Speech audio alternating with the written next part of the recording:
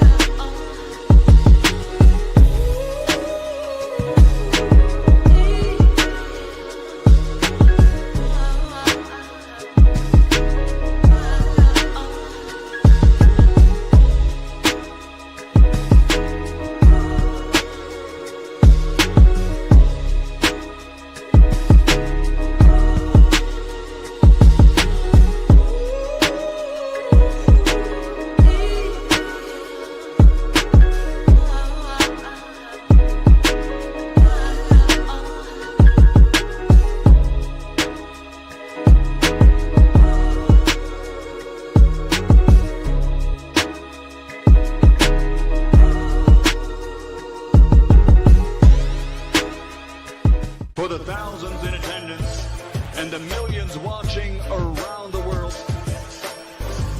ladies and gentlemen, let's get ready to rumble!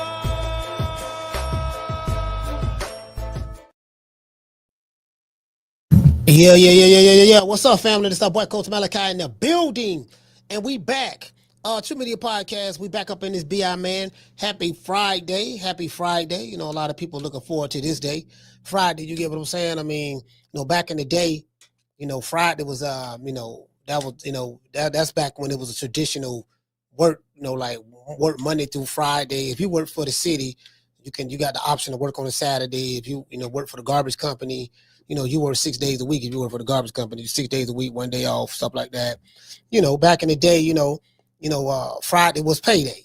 Everybody got paid on Friday, and that's why everybody got, you know, all you jitterballs who ain't got no jobs, you know, y'all don't, you know, you trappers out there, you probably really don't know nothing about that. If you wasn't in the streets, you know, when I was coming up hustling and stuff, you know, people look forward to Friday as well because, you know, that's when everybody got paid. In the crack era I came up in, when all the basers got paid, all the basers of the crackheads, whatever we call them, basers. You know what I mean? Because the free base, but all the bases got paid or whatever. You know what I mean? We knew Friday was going to be booming. It's going to be booming, doggone, on the 1st of the month, the 15th of the month, and then every Friday, of course. You get what I'm saying? So it is what it is, man. Y'all don't, you know, I ain't gonna lie, this shit bringing back memories, boy.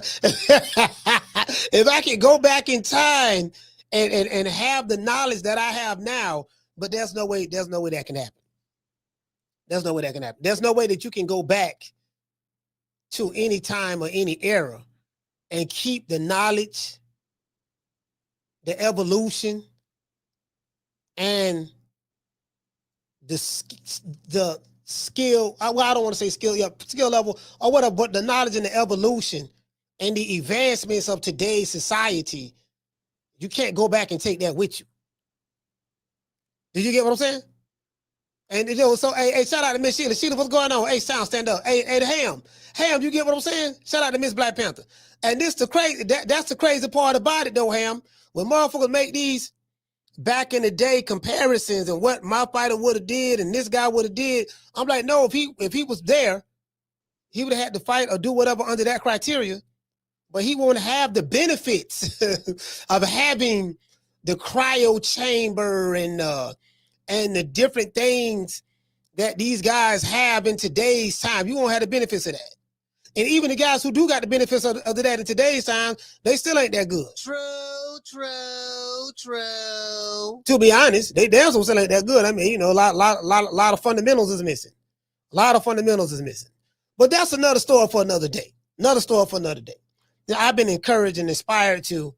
I'm finna start my own blog. I'm gonna start doing that ASAP. You know what I mean? I see, you know what I do? What I need to do, man. I don't know if y'all know, I love writing. Writing is one of my favorite hobbies. I'm a writer. You know what I mean? I like to write. Copywriter, so to speak. You get what I'm saying? So that I like to write and read. I don't really read as much as I used to. I used to read all the time. I got a million books over there. I don't read damn near most of them. You get what I'm saying? But yeah, I don't read as much as I used to. You know, now it's all about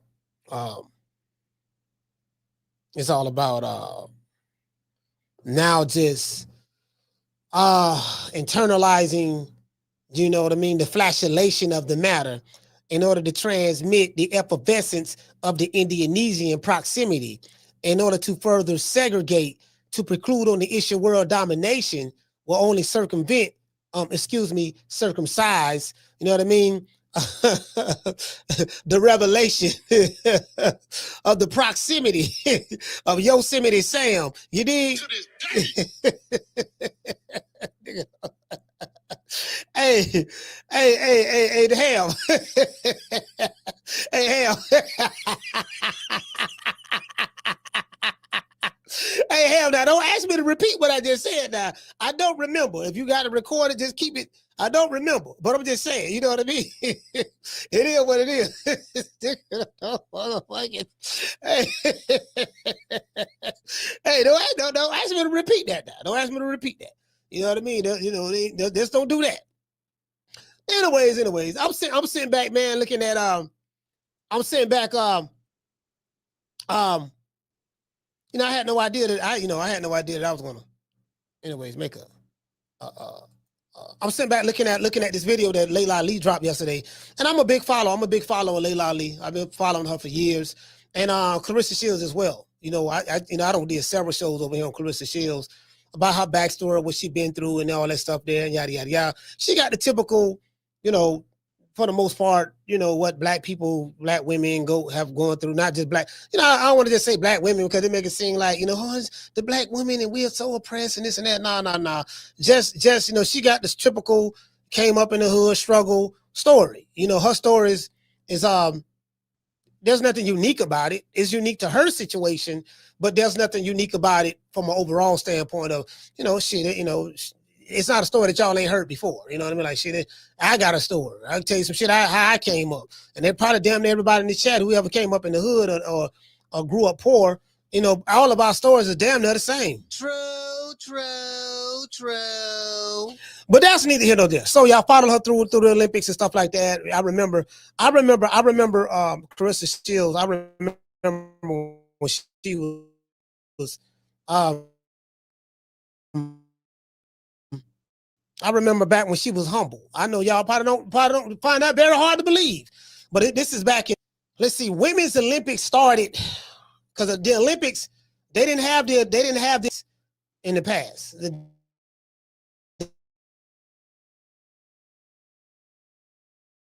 I think women's boxing the Olympics 2012, right? Yeah. So 2012, 2006, 2012. That's when it started. About let me see. Oh, I'm buffering. All right, hold on. I know why I'm buffering.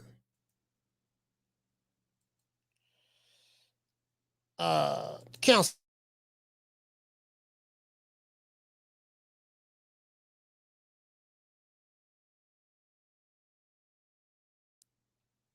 My bad. It's my VPN blocker. Let me see, can I get it back right? Come on. Yeah, my bad. It's my VPN blocker tripping, man. I had to turn it off. So I got to give it some time, see what it's going to do. All right, it's coming back up. My bad. Yeah, you know what? When I do my show, I got to remember to turn off turn the VPN off because I have Surfshark, and that shit right there, that shit, you know how the VPN is. That shit'll have you. It'll show you streaming in Alaska somewhere, then it'll jump to another country, then it'll jump to another country. So you get what I'm saying? That I gotta remember to do that. But anyways, yeah. So anyways, like both women, I'm very familiar with their story, man. From a boxing standpoint, because I don't know these women personally. From a boxing standpoint, you know what I mean. I like both of them. One is old enough to be the other one's mother. What I've noticed is I really don't hear much about Laila Ali anymore. You know, it's been years. You know, she's been married a couple of times. Very classy woman. Very beautiful and attractive woman. She's damn near 50 years old. She'll be 48 in December. And I'm like, man, she killing a lot of these goddamn girls, man, right now. Like, she killing them now. You get what I'm saying? So, but it's a whole lot I want to unpack. One thing about me, I'm not finna cap for nobody. I'm not finna say shit to try to appease one fan base over the other. Claressa Shields got some rabbit ass she got a rabbit fan base. Laila Ali don't necessarily really have no rabbit fan base because she like the old retired female boxer. She retired in 2007, something like that. So she's not relevant as it relates to modern day current boxing, so she really don't have no fan base like that. I'm saying from a modern day boxing standpoint, Claressa Shields do, a Claressa Shields fan base. She got the Ratchet, she got the Hood, she got the Glorrillas, the Cardi Beef crowd. She got the pretty much, the hood niggas, whatever, other guys, you know what I mean? People like her for many different reasons. You get what I'm saying? Me, I can break it down to the middle, right down the middle, and just break it down for how I see it. And I really don't, my job is not to try to change anyone's mind. Everybody's mind is already made up. You have chosen your side. There's nothing wrong with that. But Coach Malachi, I want to let you know, I give 25 fucks about your side. I don't care who it is, whether we friends, whether we cool, whether we not friends, whether we not cool. I care nothing about your side. You get what I'm saying? Your side is predicated upon your personal feelings. You feel the way you feel, ain't nothing wrong with that. I'm gonna say what the fuck I gotta say, and that's that. You know what I mean? I ain't on your side.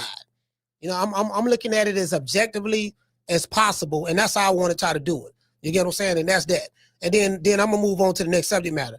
But anyways, shout out to F Society. What's going on, fam? Shout out to Trey. Shout out to Trey. Shout out to Miss Black Panther. Shout out to somebody, what's the name? Who is this? Cam or DNC 402?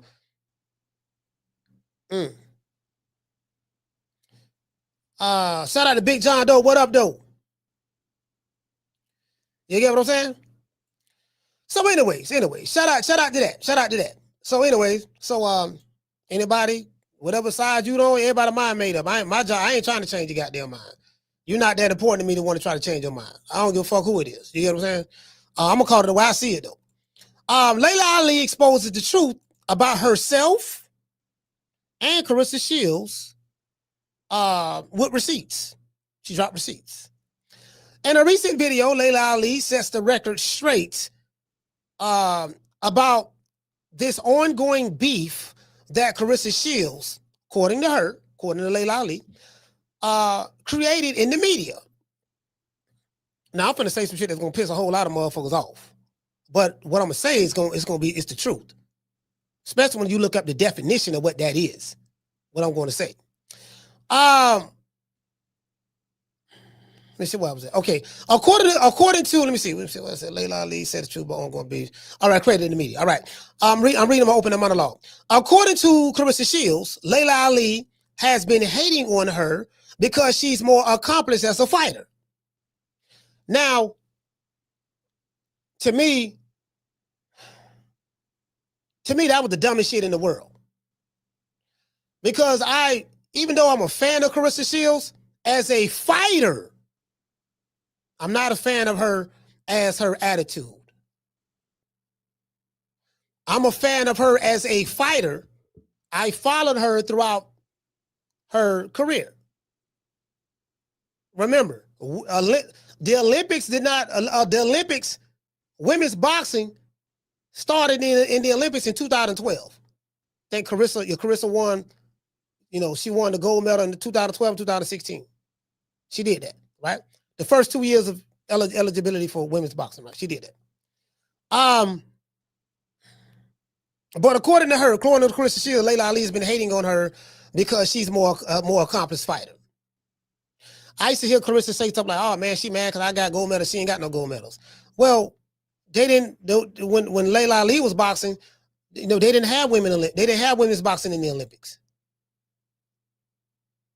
So that shit don't. You know what I mean? You get what I'm saying? Like, if that's how you feel, she mad at me because you know what I mean? Claressa Shields reminds me, she has that angry black dark-skinned woman attitude. My mother's a dark-skinned woman. You get what I'm saying? Passed away, stuff like that. But my entire family dark-skinned. I think I might be one of the lightest ones in my family, to be honest with you. But, she has that. She definitely has that.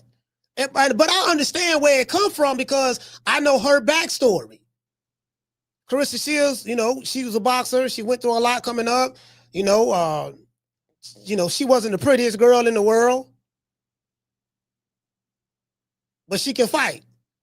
Teeth, you know, her teeth was packed all in her mouth, every kind of way, but she can fight. She fought her way up to where she's at right now. Did you get what I'm saying? So I understand. I sympathize with Claressa because I understand. I followed her. I followed both of these women's careers, and I followed Claressa. I know her backstory. So I kind of understand why she the way she is right now to this day. You dig? To this day. I get it. I really do get it. I don't agree with it, but I'm not one of these fans to where, all right, this fighter is above reproach. Again, I don't give a fuck about Claressa Shields' rabid fan base. I don't. Whether it's the men or the women, I really don't give a damn about you. I'm just being honest with you. Because some of these fighters have rabid fan bases. And they just act crazy online. Do you get what I'm saying? I'm here to let you know I'm not on your side. You don't have a friend in me. Just tell it right now. You want to leave, leave. I don't give a fuck. True. Coach Malachi don't give a fuck. I really don't give a damn. I'm good on this side. Anyways, but according to Claressa Shields, Laila Ali is jealous of her success. According to Claressa Shields, Laila Ali is hating on her for everything under the sun. According to Claressa Shields, Laila Ali doesn't want to pass her the torch. Now, this right here, the thing, listen, bro. If you're looking to get a boxing torch passed to you from a woman whose older mother, she's 17 and a half, 18 years older than you. She was born in the 70s. If your mind at 30 years old is, I'm looking for this old heifer to pass me the torch. She don't want to pass me the torch. I'm like, fam, you brag about all these accolades. You brag about I got two gold medals. I did this, I did that. I'm the best ever doing. Yada yada yada yada. If you already better than everybody who ever came before you, what torch are you looking to be passed to you? It would appear to me that you took the torch, if there ever was a torch. So that ain't never make no goddamn sense to me. But I digress. I'm just saying me. You get what I'm saying? Now I've been holding my peace on Claressa Shields for a while. And I met Claressa Shields. I met her in Omaha, Nebraska. I met her at Terrence Crawford's grandmother's house. Met her at Terrence Crawford's house. Met her at the parade. Met her at the after party the night that we got pulled by the police. I met her. I didn't introduce, let me take that back. Meeting someone is officially, I guess, greeting each other. Like I met Amari Hardwick. We greeted each other. We spoke. I love that brother. I never met Claressa Shields. I was in her vicinity.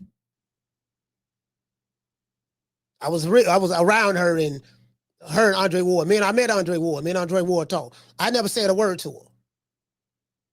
You get what I'm saying? Never said a word to her. So let me rephrase that.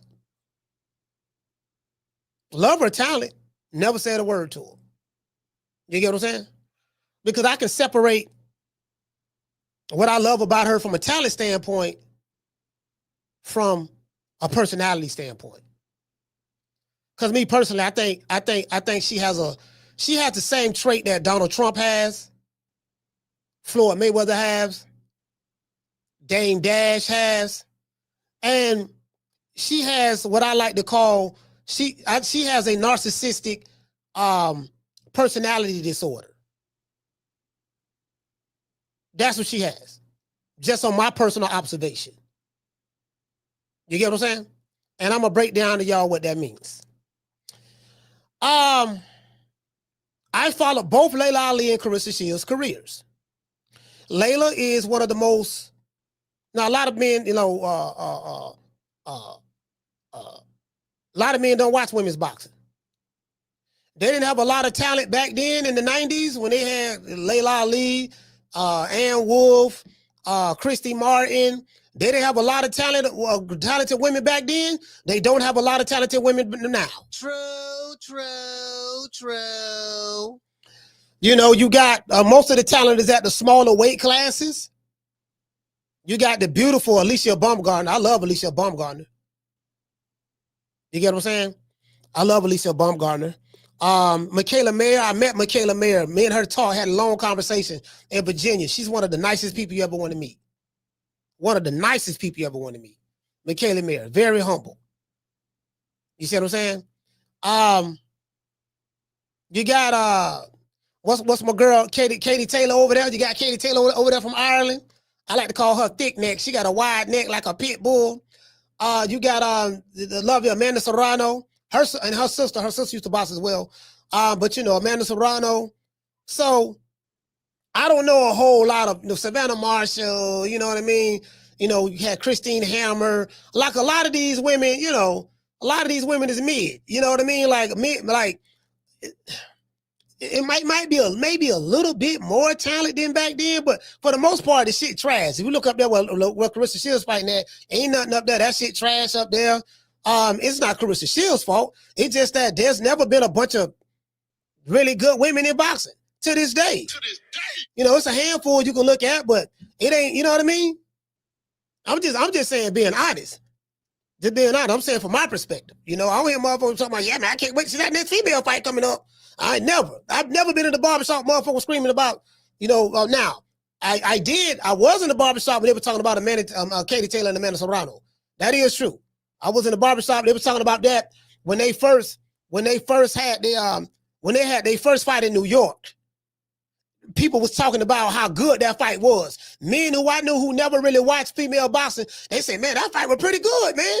The women, they didn't even like. I was talking to men, they didn't even know their names, but they were like, yeah, man, them women was throwing hands. I know a female I was in the barbershop with. She was talking about that fight. Yeah, man, them women were throwing hands. They were talking about that. So when they had the Jake Paul and Mike Tyson fight, and it was said that Katie Taylor and Amanda Serrano was going to be on the undercard, a lot of people I know who watched them fight in New York was excited about that because they were like, yeah, man, I remember them women from New York. Do you get what I'm saying? Like, for real, though. To this day. For real, though. For real. You get what I'm saying? So, but Laila Ali is one of the most beautiful women on the planet. And she's 47. She'll be 48 in December. 47 years old.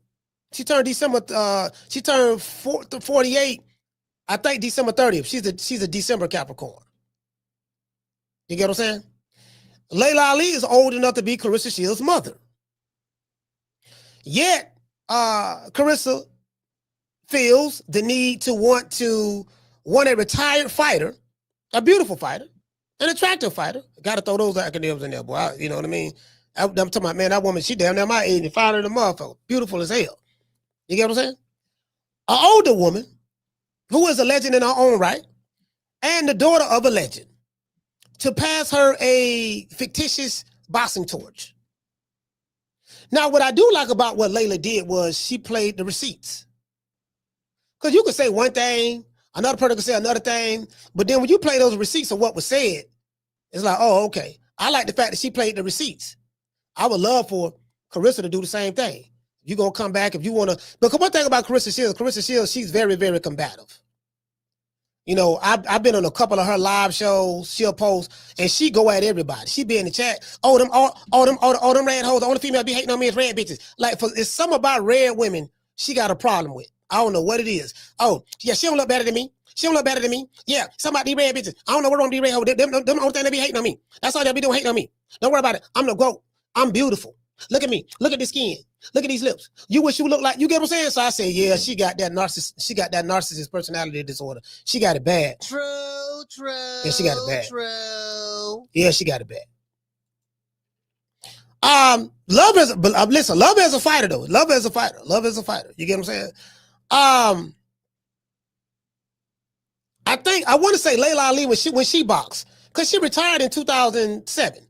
When she boxed, she was trained by Hall of Famer Buddy McGirt. Buddy McGirt was her trainer. And I think she retired 2007, if I'm not mistaken. She was 29 years old. She turned 30 later on that year. Claressa Shields was 11 years old when Laila retired. She was 11. Going on 12. 11 going on 12. You get what I'm saying? As I said before, I've watched Claressa say all types of things about Laila Ali that were not factual. However, it is what it is. Two black women beefing with each other online. I really don't give a damn, to be fair. But I wanted to talk about it because I said, you know what? This shit kind of hot right now. It's spicy. Let me go ahead and do a show on it. Because I saw it last night. Let me do a show on it why the iron is hot. As I said before, everybody feel the way they feel. If you love Claressa Shields, you team Claressa Shields, then she can't do no wrong to you. If you love Laila Ali and you team Laila Ali, she can't do no wrong to you. Everybody's chosen their side for whatever reason. I really don't give a damn, to be honest with you. Me, I'm going to call it a spade how I see it. You get what I'm saying?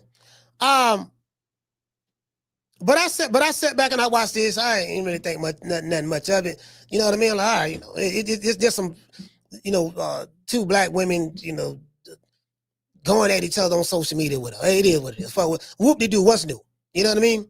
But apparently in this particular situation, Laila Ali has had enough, and she has dropped the receipts in a video entitled "Let the Record Show Part 1." She got a Part 2 coming out. That Part 2 is supposed to be addressing this $15 million that Claressa says she came up with, her and her team came up with for a fight, which is crazy to me. Like, even when I heard this shit, I'm like, bro, like, how are we talking about a woman who retired in 2007, damn near 50, multi-millionaire? She make more money outside of boxing than she did when she was a boxer. Smarter than the motherfucker, very business savvy, right?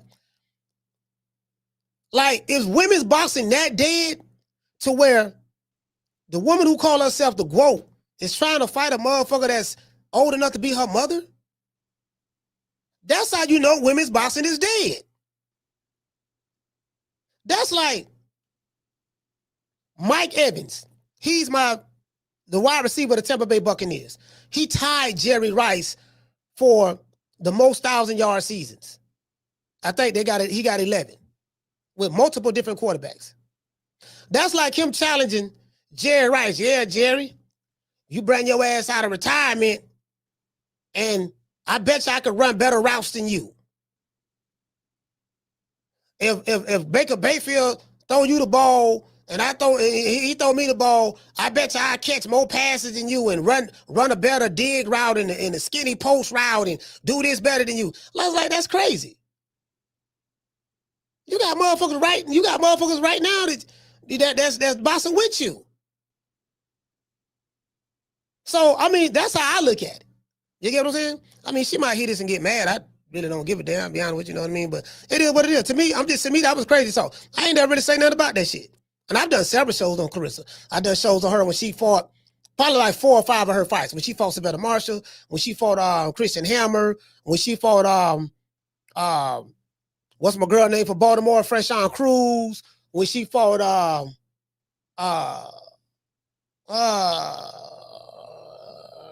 think Hannah Gabriel. I think the girl that knocked her down, Hannah Gabriel. Who else? I want to say like 5 fights. I want to say like 5 fights. You know what I mean? Probably about 5. Probably about 5 fights. Yeah, probably about 5 fights, something like that. You get what I'm saying? So, but it is what it is. Now, there's a word that I like to use over here called projection. Projection is when somebody projects onto you how they really feeling. Like a person may say, man, I don't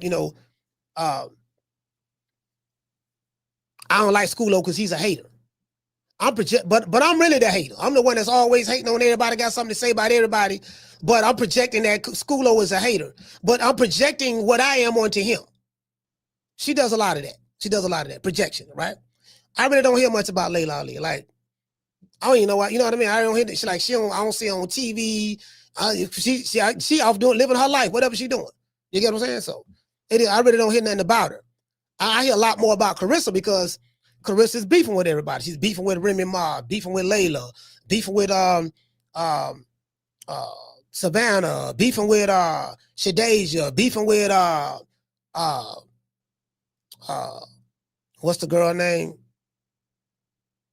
Katie, Amanda, Alicia Baumgartner. It's just, you know what I mean? Beefing with everybody in the chat, beefing with everybody in the comment section.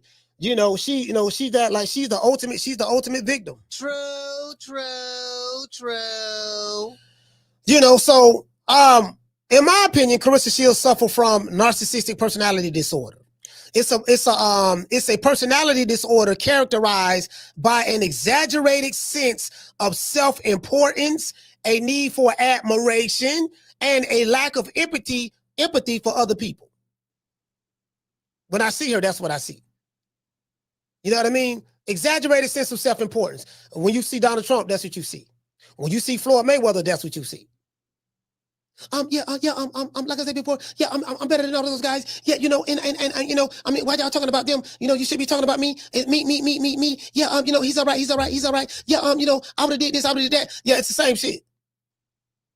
She the same. Dame Dash, same thing. I see the same thing in Dame Dash. Yeah, this motherfucker here, boy. Motherfucker here got it bad. I like Dame Dash, but I'm like, you know what I mean? He got it bad. Floyd got it bad. You get what I'm saying? Carissa got it bad. You get what I'm saying? So, but that's what that means. A personality disorder. Mama Holyfield got that, suffer from that, in my opinion. Personality disorder is characterized by an exaggerated sense of self-importance, a need for admiration and attention, and a lack of empathy for other people. She also shows traits of colorism discrimination, which is a form of discrimination based on the shade of a person's skin tone. You get what I'm saying? Carissa often speaks on how light-skinned girls always hate on her. I sat back and watched a whole live show on her YouTube channel, and when she go live on Instagram, and that's all she talk about. Yeah, these light-skinned girls jealous of me. Yeah, these light-skinned hoes, they can't whoop me. Yeah, these light-skinned hoes, they just mad because I'm dark-skinned and beautiful. Oh, these light-skinned hoes, you know what I mean? I got my natural hair. Oh, you get what I'm saying? Like I just seen her go on a light-skinned hoes rant. True. Popping her neck. You know how them black women be popping their neck? Popping her neck like this here. I'm like, yeah. I'm like, oh, God damn. You get what I'm saying? But the crazy part about it is this. She does the exact same thing to light-skinned girls that she accuses them of doing. And that's hating. She does the exact same thing that she accusing other people of doing. And her rabid-ass fan base don't even see it. Because they don't want to see it. You get what I'm saying? But it is as though she has a problem with light-skinned, beautiful women. Alicia Baumgartner, Laila Ali, it's just whoever it may be. She got a problem with everybody. You get what I'm saying? She's never wrong. She ain't never done nothing wrong. She's always a victim in the situation. She's always right. You get what I'm saying? It's like, okay, goddamn. I mean, enough is enough. Same shit with Floyd Mayweather, same shit with Donald Trump, same shit with Dame Dash, and the list goes on and on and on. People who suffer from that narcissistic personality disorder, like that shit, you can't. There's no reasoning with no one like that. No reasoning with them. Just you just gotta say what you're gonna say and keep it pushing. You get what I'm saying? But I want to look at this interview, look at the video. I'm hoping that Carissa come back with something else, come back with it. I like the receipts that Layla dropped. It is what it is. As I said before, I'm not here to change anyone's mind. I really don't give a damn what you think about the situation. Whether you male, female, black, white, I really don't give a damn. My mind made up. I ain't trying to change your mind, and my mind already made up. You know what I mean? So it is what it is from that standpoint. But I got to call a spade, though. I got to call a spade. You get what I'm saying? I have to. So far as I'm concerned, both of these women just going back and forth online on videos, that's what it is. Laila Ali made some valid points and she came with receipts. So I do see a lot of contradictions going on Carissa's side. Hopefully Claressa will come back and bam. You get what I'm saying? But until then, it is what it is. The receipts speak for themselves. And what I like about what Laila did in this, you know, she did something that I like to do. When you come with receipts, you play the individual. You let the individual who you come up with receipts on, you play what they said out of their mouth. No, this is what you said right here. This is what you said right here on this day, on this interview. This is you said right there on this day, on that interview. This is you said right here on that day, on this interview. You get what I'm saying? No, this is what you said. What you're saying now, you say the total opposite then. You get what I'm saying? So I like that. I like that. That's how you do it. That's how you do it. You get what I'm saying? Anyways, today's show is sponsored by the one and only Foster's Barbershop. If you want to see the temple, download the app Booksy. That's BOOKSY. Look up Foster's Barbershop. Foster's Barbershop is located at 1923 West Main Street, West Tampa, Florida, 33607. Let them know that Coach Malachi sent you, and you will receive a 10% discount. You can also rent. We got a tiki hut in the back where you can rent the spot for different occasions like birthday parties, family reunions, or whatever. Have a bartender in the back as well. Let them know Coach sent you. You'll receive a 10% discount on that as well. Let's give Foster's Barbershop, our sponsor, a round of applause. Yeah. Yeah, man, it is what it is, man. Shout out to everybody, man. Y'all know what time it TI is, man. All praises due to the Most High, the Most Exalted, the greatest human being on the planet Earth. And I say that sarcastically, Mr. Al Heyman. Well, you know, I guess I gotta be like everybody else and saying Al Heyman. I can quit my job now, baby. 6 figures, baby. You feel me? I'm about to But a name. Do you have a name? Oh, nah, I ain't got no name, you know. Name them names, man. They know who they is. Name them names, please. The names need to be named. They know who they is. The Mexican monster. Yeah, man, it is what it is, man. Shout out to everybody. Let's go over here. I want to look at some of this. I do not own the rights to this material. It's for education purposes only. But I like this. I like this. Again, I haven't seen or heard anything from Laila Ali in years. So it's kind of but I do follow her on Instagram. And this one here kind of like caught me off guard. And I like what she did with it. So let's go over here. Hear what Laila has to say, and let's go. There has been a whole lot of talk about the possibility of me making a comeback to boxing. And people have had a lot to say, but I have not addressed it until now. And I know everyone wants to know the answer to the question, will I be coming back? And I promise you, I'm going to give you that answer. But first, I have got... Now, I ain't gonna lie. Now she's milking this. She's milking this. You know, I promise you I can give you that answer. You can just come out. She just came out and said it right then. Me personally, I really have no desire to see you come back, Laila. Like, you've been gone from the game for almost 20 years. You have been boxing 18 years. So I ain't gonna, ain't nobody checking for you to come back to boxing. You make more money than most of these girls. You make more money than all these girls outside of the ring than they do in the ring. So, I'm not interested in you coming back to boxing, to be honest with you, but I digress. To address the lies and the fake narrative that's been created years ago. Now, someone's gotten way too comfortable dragging my name and even using my father's name to get attention and clout. Now, in case you haven't heard it, her story is that I didn't support her and I didn't pass the torch because of my jealousy and envy over her accomplishments in boxing. All right, let's start right there. Okay, so the jealousy thing, you were jealous of her and you didn't pass the torch. How is a woman that's 18 years older than you is supposed to pass a torch to you, a fictional boxing torch to you? Explain that to me. How was this woman retired when you was 11 years old? 11. Well, how was she supposed to pass a torch to you? She been gone and forgotten about. So I didn't understand that at all. Anyways. She says that I disrespected her and I started talking about knocking her out simply because I was bitter that she's outdone me. I've seen a lot of the comments. Many of you have good discernment and understand what's really going on here, while others have believed her lies over the years or have formed an opinion without having all the facts.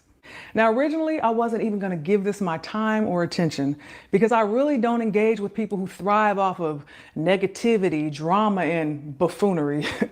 But I'm not about to let someone with bad character continue running freely, dragging my name without accountability. That's not going to happen. Come on now, listen. Laila Ali is just Muhammad Ali's daughter. And no, come on, we ain't going to do that. No, that is right. Come on, Laila can rumble, though. And Wolf would have knocked Laila Ali out. You know, she would have knocked. So now this is the thing. Now, Claressa Shields saying that Laila Ali is nobody but Muhammad Ali's daughter, diminishing her, and Wolf would have knocked out. That's an opinion. We really don't know.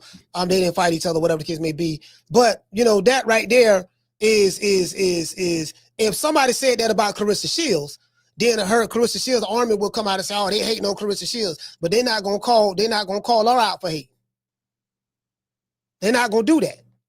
I don't expect them to. Let's continue. Laila, oh, so pretty ass out.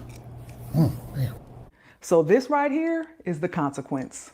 Now, I have been busy working on other projects that required all of my time and focus, which is why I'm just now saying something. But honey, I have made the time to address this. So today, the bad guy ain't getting away. Now let's hit rewind, because we really need to see what's happened over the years, what got us here. Now, I'm not about to do the whole he say, she say thing, so let me show you some receipts. I first met her in 2012 when she was invited on stage to stand next to me when I gave my father his Liberty Medal. At some point, she reached out, started asking me for advice, wanted to know if she should go to the Olympics the second time or go pro. She would also call me and let me know when she was fighting. Now, at the time, I was one of the hosts of We Need to Talk, an all-female. I remember this shit right here. We need to talk. I remember this. I remember that. I wasn't really crazy about this show like that. I mean, I ain't gonna lie. I only watched the show because of the sisters, to be honest with you. I ain't even care about the other one. But the sisters, Laila Ali was on there. You know what I'm saying? Doggone. What's my girl name? One of my favorite WNBA players, man. Lisa Leslie. Yeah, man. I remember this show, but. Male sports commentary show that still airs on CBS. I asked the producers if we could do a story on her. They agreed. So I got on a plane, flew to Colorado, and did a full sit-down interview with her. Now, this is just a shortened version of the 6-minute piece that aired on CBS in 2016. See, as I said before, again, I understand Claressa Shields' plight. Y'all got to understand, like, Claressa Shields have been through a lot. She was always called ugly growing up. You know what I mean? Like, so she was always verbally beat down, I'm talking about just around people in her city or whatever. I don't know. You know what I mean? Whatever. So, she has so I understand that narcissistic personality disorder. I understand the root of it. That's why I really don't give her a hard time on it, because I understand where it's coming from. It doesn't make it right, but I understand where it's coming from. You get what I'm saying? So hold on, let me get to some of these super chats. Shout out to our Mike. Okay. Dropping a half a dub. He said, I would give more, but I got a 3-figure net worth.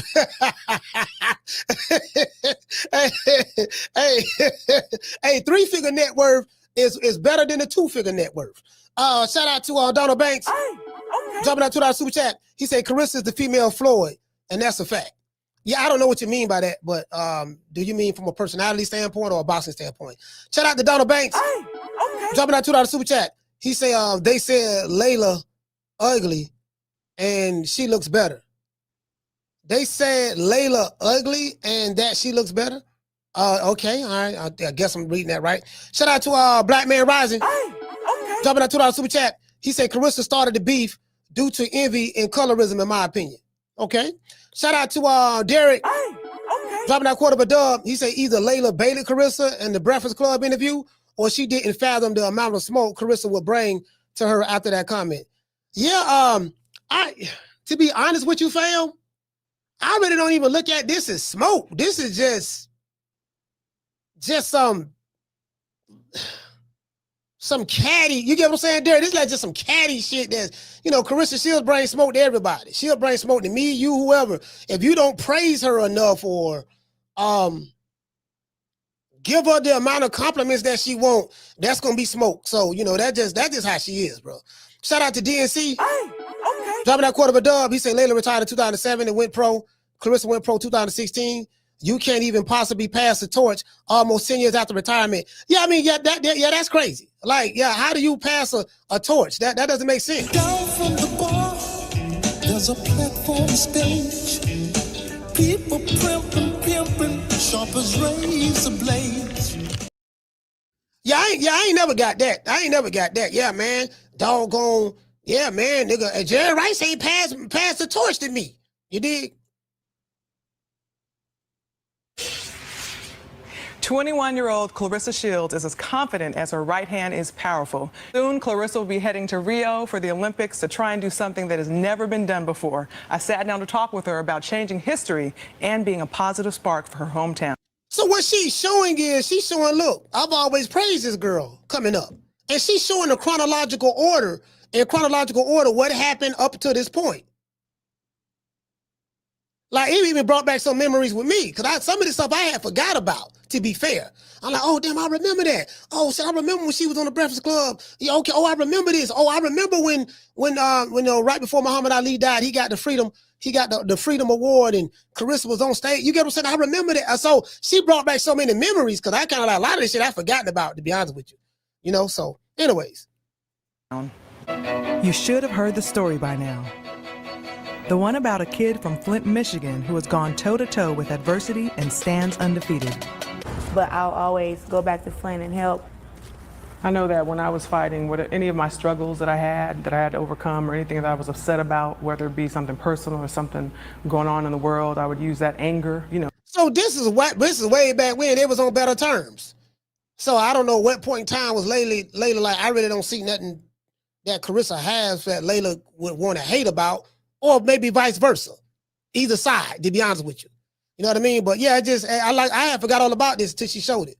And take it into the ring with me and channel that energy into the ring. Have you ever done that? I did that a lot. You know, I was going through stuff back at home, but I would have a boxing match and I would take out everything I was going through on the girl, and that kind of helped me, because after I boxed, that was my ultimate high, and I felt like my life was perfect for at least 2 weeks. So Claressa's father, a former underground fighter, was passionate about boxing. So what had me laughing was this. Claressa say, Laila Ali ain't nobody but Muhammad Ali's daughter.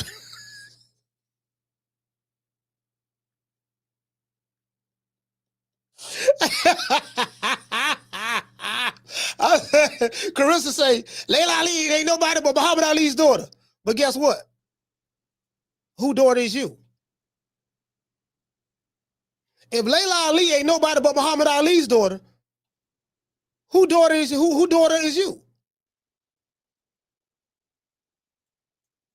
Ever done that?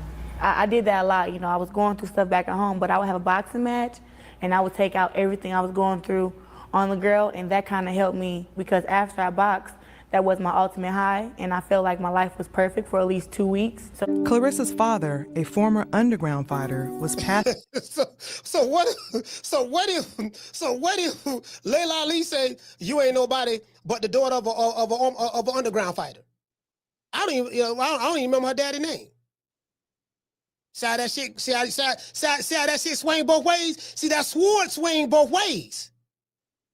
I digress. Passionate about boxing. He went on to tell me that Muhammad Ali, his daughter, Laila, took after him. And he's like, and my dad, he says it to this day, Laila's a bad girl. He says it all the time.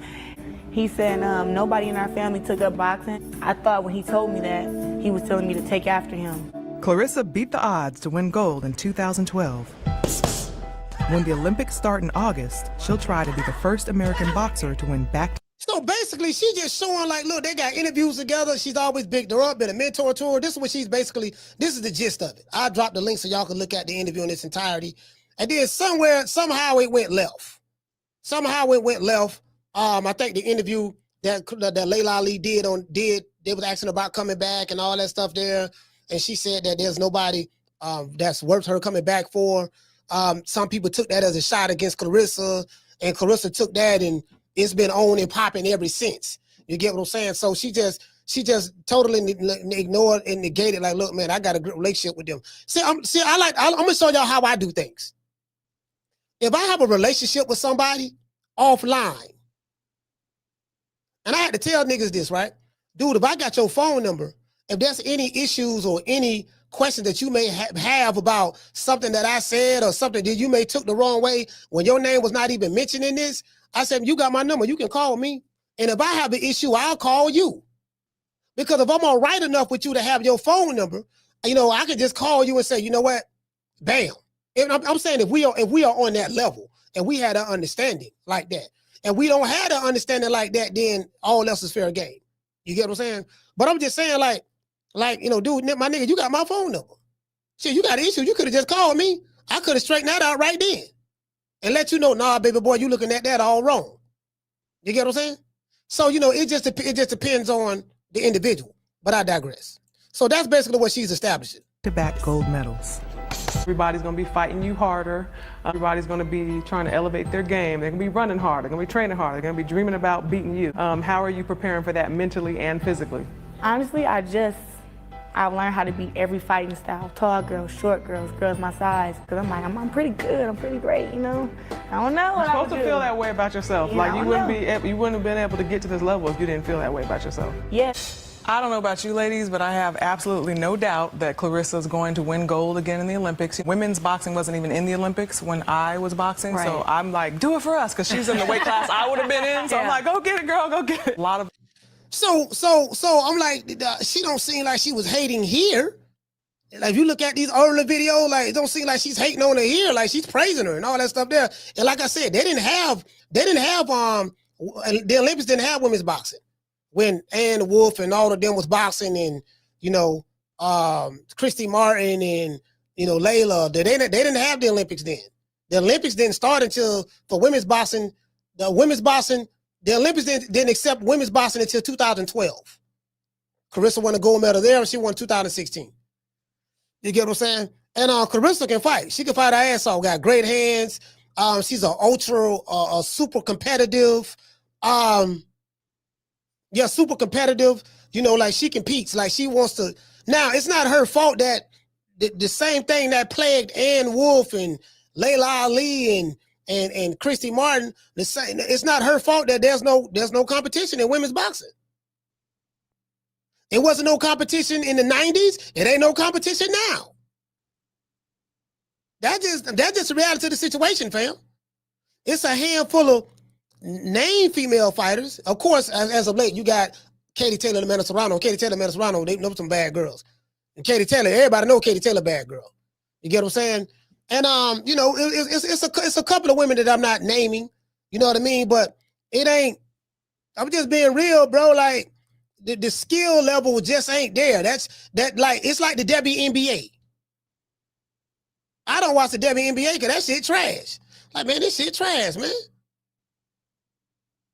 Do you get what I'm saying? Like, I'm like, man, you know that's what it is. So, you know, just a skill level ain't there. You know, it's not my cup of tea, but. There's a lot of women who have been training for a long time and nobody knows who they are. So the Olympics just really gives them a platform and something to strive towards. I didn't even fight amateur because I was like, I can't go to the Olympics. Why should I do that? You know, I wanted to be in control of my career, but it's so great to see these young girls coming up. You know, you got 9-year-olds now and 10-year-olds, and they're inspired by people like Claressa. Now, as you can see, I was genuinely rooting for her. I gave her praise. I gave her a spotlight. When she asked for advice, I gave her valuable branding advice and boxing advice so she could have long-term success in and outside of the ring. I told her about the challenges that I faced fighting at 168, where there was limited competition, and I suggested that if she decided to turn pro, she should consider going down in weight somewhere around 148, where she would have more competitive challenges. Now, I agree with that about the not enough competition. Because that's what Claressa Shields is going through right now. I can't even tell you, goddamn it, like who she fought last time. And we saw that fight. I'm like, man, who this girl is? There was no competition then, and there's no competition now.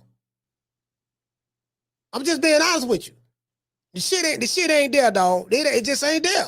It is what it is. I told her she should hire a nutritionist, trim off that excess body fat, and get into elite next level shape. I pointed her in the right direction, and I had high hopes for her. Whether she decided to turn pro or not, I felt like her future was bright if she played her cards right. But of course, at the time, I was not aware of her divisive, vindictive, and malicious nature. And I know those are strong words, but they actually fit. This girl has created a pattern. It's been directed towards many people time and time again. So they're showing all the women that she don't have issues with. She say still don't know. Here go. I remember this.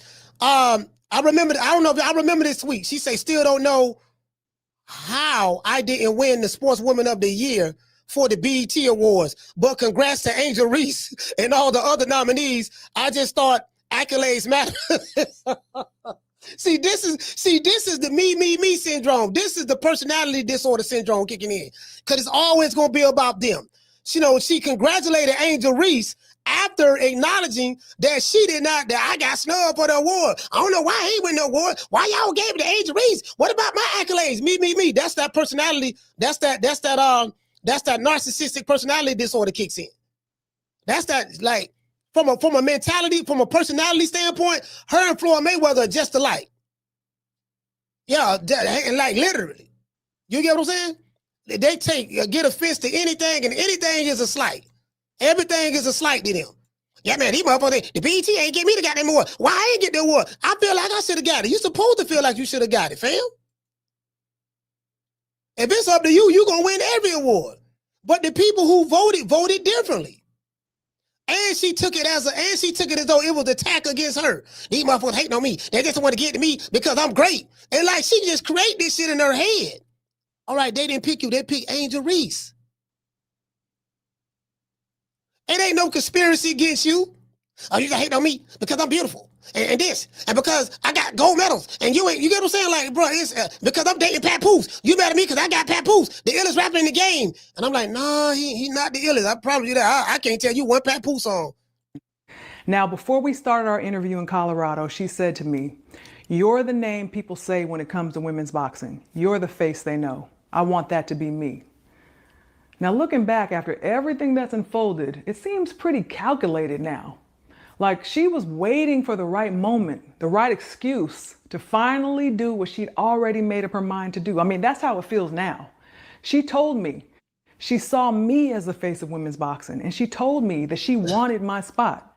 And she's been on a mission to ruin my reputation ever since, simply because she heard me make a comment that was not about her and she took it personal. Fast forward to 2000. Well, I'm going to say this. Laila Ali can't be the face of women's boxing now. She doesn't box anymore. She retired in 2007. So, I don't know who y'all would say would be the face of women's boxing. Some would say Claressa. Probably say some would say Claressa Shields. I look at it kind of differently for the women. I'm gonna tell you why. Because for men, when we say the face of boxing, that'd be Canelo over here in America. And the face of boxing come with what? It come with being the biggest draw. It come with being selling out hotels, selling out arenas, selling out football stadiums. So there's levels. Is Claressa on that level? If she's the face of a sport on the level that Canelo would be on, I don't know if I would say that. I don't know if I can say that. I don't know if Alicia Baumgartner or Katie Taylor or Amanda Serrano, like I can't really say they the face. Do you get what I'm saying? And then from women's, what does that encompass? When you think of women's boxing, you think of Claressa Shields. If that's the first person that come to your head, then probably, yeah, I would probably say, yeah, she the face of it. Because if Claressa Shields is the first name that you think of, and that's an overall consensus that the majority of the people think of, then yeah, I would say that. I would say she the face. So Laila Ali can't be the face right now. Then when Claressa Shields retire, it'll be somebody else or whoever. You get what I'm saying? But I digress. 2018, I was promoting my cookbook, Food for Life, and went on The Breakfast Club, a national show with millions of listeners. I did a 36-minute interview, and when the topic of boxing came up, I actually mentioned her and made positive comments. Then much later into the interview, I was asked about the possibility of a comeback. Would you ever get back in the ring just for fun? You still train? I stay training. Got you. Yeah, I got a little baby six-pack right now. Okay. Yeah. No, I have a heavy bag hanging in my, I just turned 40. Wow. Can you believe it? No. Hey, that was 8 years ago. Cause she'll be 48 in December. So yeah, that was 8 years ago. I remember this interview. Oh, I know. I just turned 40. I can't believe it either. And because I think of my healthy lifestyle, the fact that I train all the time, I could pretty much do anything I wanted to. Well, I don't think there's anyone there for me right now that would actually give me a good challenge. How did you and your husband argue? Because he can't, usually you could say something slick. So when she said that was construed, that's what Claressa construed as hate. Oh, well, she hating on me, this and that. And I'm like, dude, all the stuff that led up to her always being in your corner, her praising you, this and that, yada, yada, yada. Like, and then she took that part of just being hate. She has a right to do that. She has a right to do that. I mean, it is what it is. As I said before, this shit that's going on between Laila Ali and Claressa Shields, I mean, it's catty at best. You know, I'm not really the one to jump into women's business. If that's what these women want to do, so goddamn be it. You get what I'm saying? I mean, people gonna feel how they feel about it. I really don't care. After this show, I'm moving on to something else. I really ain't. I'm not emotionally invested in that shit like that. I'm gonna call it the way I see it, but again, like I know I follow Laila Ali's career and Claressa Shields, and I do get why Claressa is the way she is. She, you know, she's been through a lot. She's been emotionally beat down a lot, verbally beat down, and right now she's kind of like lashing out, and she's always feel like she's on the defensive, and everything is an attack, and she's very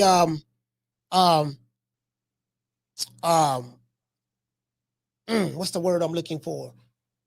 She, you know, I forgot. It's a word I'm looking for, but like you know, she gets offended there. Everything's offend her. Like you can come up to Claressa and say, "Hey, Claressa, how you doing? You know what I mean? You look so beautiful today." Okay, thank you.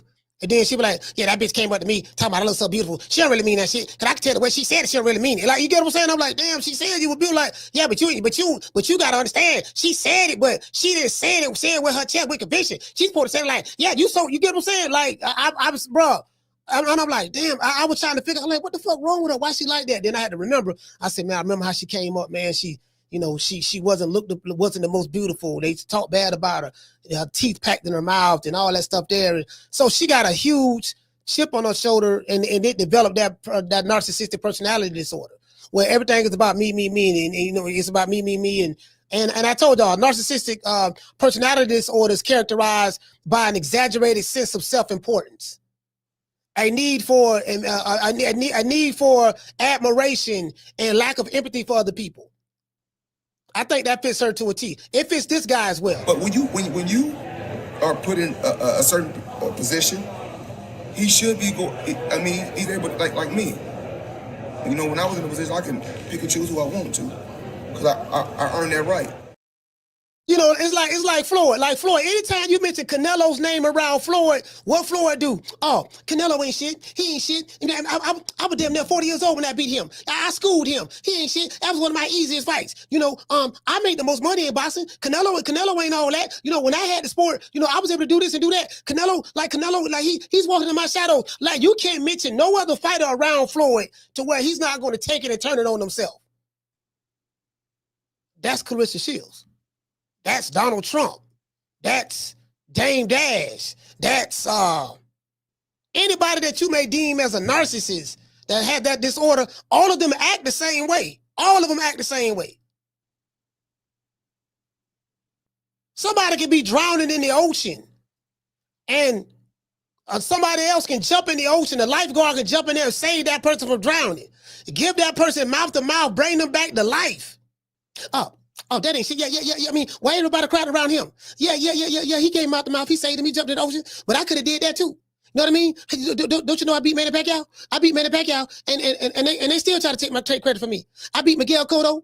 You know, I beat Chop Corley. I beat Zab. You know, I beat Conor McGregor. I beat Sugar Shane Mosley. You know, why y'all talking about the lifeguard? Because he saved that person's life. What about me? What about me? What about what I did? Don't you know I just bought a $21 million Rollie? Like that's what that is. We gotta always bring that attention back. But I get it. I do get it. I get it. I understand. I do get it. So I kind of like sympathize with her, to be fair. But let me drop these phone lines, man. It's a long video. Y'all can check it out. Matter of fact, let me drop it right now. Drop it in a link right now. Shit. So y'all can, if you haven't seen it, it's a good video. I like it. I do want to see part 2. Again, as I said before, I'm a fan of both of these ladies. You know, I follow both of them. I love Laila Ali, love Claressa Shields. Claressa she's just who she is. She's the angry black woman on the block she won't smoke with everybody. She beefing with everybody. Everybody. I don't know how many female boxers she beefing with right now online. She beefing with Instagram models. She beefing with rappers. She beefing with producers. She beefing with you know, just anybody, promote anybody. Whoever it is, she beefing with them. You get what I'm saying? So I mean, that's just what it is, and that's just who she is as a person. You want to talk some shit? Call me. Start some shit, bitch. Sup, fool? You gonna talk shit about me, homie? Where you from? Hundreds of niggas is waiting for your motherfucking call, and they all talking shit about you right now. Call the coach at 530-494-9636. We waiting on your bitch ass. Caller, what's your name? Where you calling from? What's up, Coach? This Killer Cam out of Omaha, man. Man, Cam, talk to me. One love to you, man. I ain't gonna hold you. This looks like, and this sounds, I know it's crazy, but this sounds like this might be a Michigan thing. Where a lot of cats will take situations and flip it back on themselves. I know a few cats from Michigan like that, from Detroit to Lansing and Saginaw, even up to Benton Harbor. But also, too, I ain't gonna hold you. I don't see where Claressa would take anything that Laila said as a sign of disrespect when the woman was literally almost 10 years retired from the game before Claressa had even ever decided to go pro. Like, Laila left in 2007. Claressa didn't come in until 2016. That's 9 years out the game. How can you pass the torch in that amount of time? That don't even make sense. You know what I mean? And then when they actually asked, and they were talking to Laila on the Breakfast Club interview, she said while she was fighting, and this was just to kind of highlight what she went through during her time as a professional fighter, why she ended up retiring, saying that she didn't feel like she was hungry, she wasn't being challenged, and there wasn't anybody left out there for her, so she left the game. You know what I mean? So for Claressa to come out and make it seem as though he's taking a shot at her, it's like, shorty, she been gone 10 plus years, man. Fall back. And we all know this, as a fighter, you're supposed to feel like you're the best in the world and can't nobody whoop you. Hell, we see Sugar Ray Robinson and Tommy Hearns go at each other all the time. They damn near 60, 70 years old, talking about who will still whoop who. You feel me? So, you know, you can't take another So you say Sugar Ray, you mean Sugar Ray Leonard. Sugar Ray Leonard, I said Robinson. Yeah, I misspoke. But yeah, you see them go, you know what I mean? Like, these guys go back and forth all the time. You're supposed to feel like that's a sign of confidence. You know what I mean? Even when you retire, you still walk around like, yeah, I whoop a lot of these guys out here. I don't care how young you look, you ain't got no technique, boy, I knock you out. She said she'll beat Keith Thurman. I whoop a lot of these men in there. I whoop these men. Like, she beefing with Keith Thurman. She beefing with Tane. She beefing with Laila. Beefing with Remy Ma. Beefing with all the light-skinned chicks. She beefing with Alicia Baumgartner. Franchise Cruz. I'm like, man, she beefing with everybody. Everybody's against her. Don't forget, she hate Michaela Mayer gut. She hate Michaela Mayer and Katie Taylor gut. She hate Michaela Mayer. I thought Claressa Michaela Mayer was all right.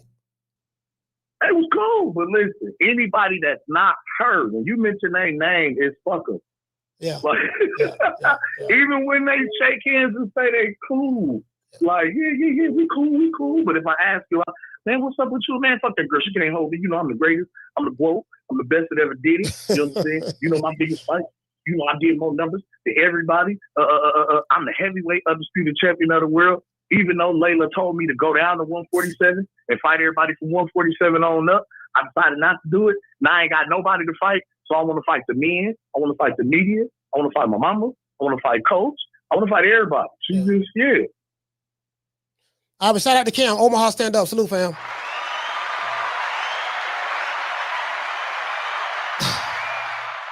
Yeah, I thought her and Michaela. I thought her and Michaela. I met Michaela. Michaela's with us. A real nice. She's real nice, bro. Like, very approachable, man. Her, caller, what's your name? You called from? Martin from Oakland. Martin from Oakland. Talk to me. Yeah, Coach. I don't get Claressa.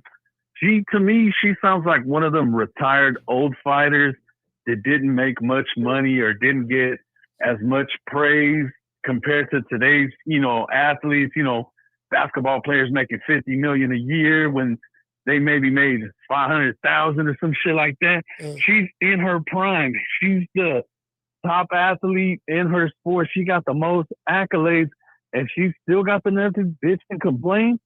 I mean, my thing with her is instead of her knocking every other female athlete or female boxer, she should be praising them. You never see male athletes get down like that. Not the elite, not the top pound for pound guys.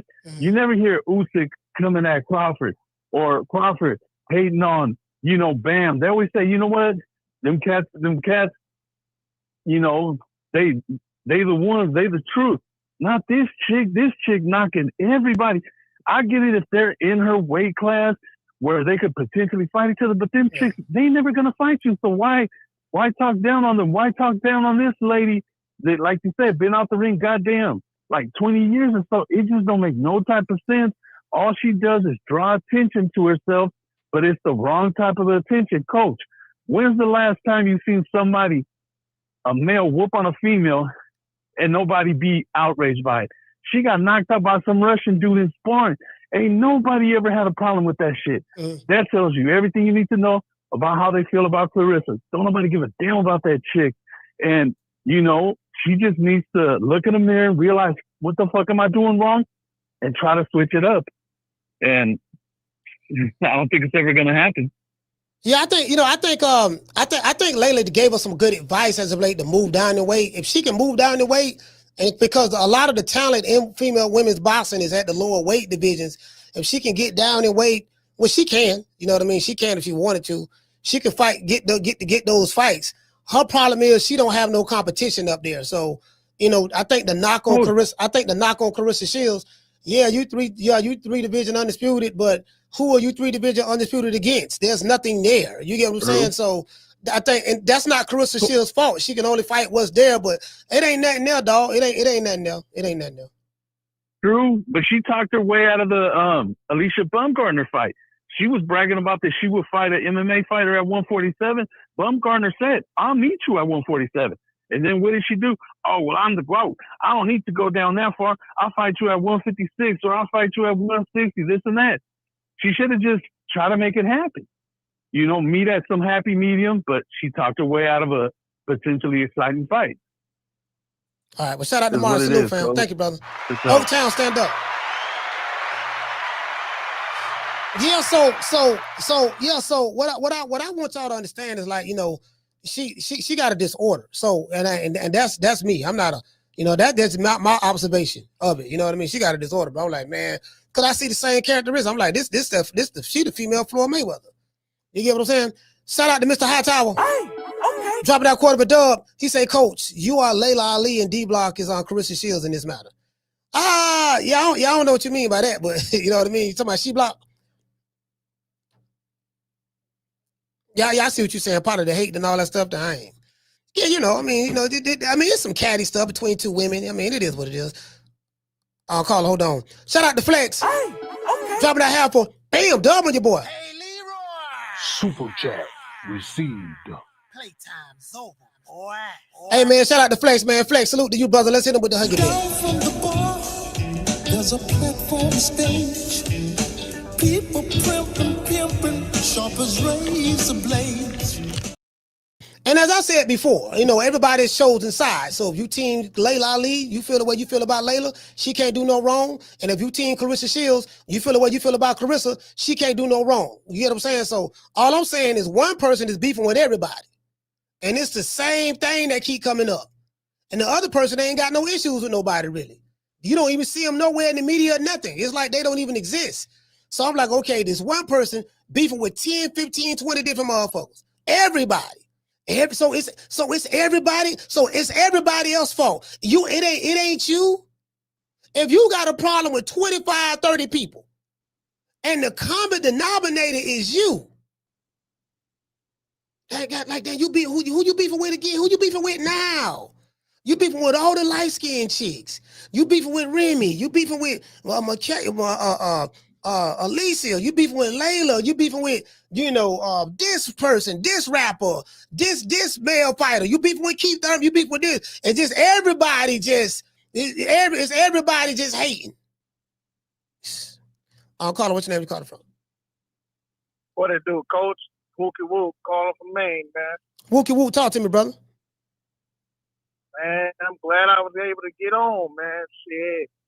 Martin ass pissed me off, man. I was try to tell that nigga to shut up. Anybody talking about Claressa, bro, I'm telling them to shut up. I don't want to hear none of that shit. I'm glad I got in early because somebody got to come in there, motherfucker, represent the vote. You feel me? Shit, man. Listen, I think I'm a little biased though, Coach, because I'm one of them niggas that I like that shit. I'm a toxic nigga, so I like that. I like a woman that's gonna pop off. You know what I'm saying? Like it showed me signs that when shit get real, shit. My old lady see it. She gonna do what it do too. She ain't gonna be one of them call the police ass. You know what I'm talking about? So shit, I got a little special heart a little special place in my heart for Claressa. And I just think I think all these niggas that don't like Claressa, I think y'all niggas need to be a little bit more open minded and shit. That's what I think, Coach. So what about what about the people who Claressa don't like? Do you think she need to be open minded, or is it just a one way street?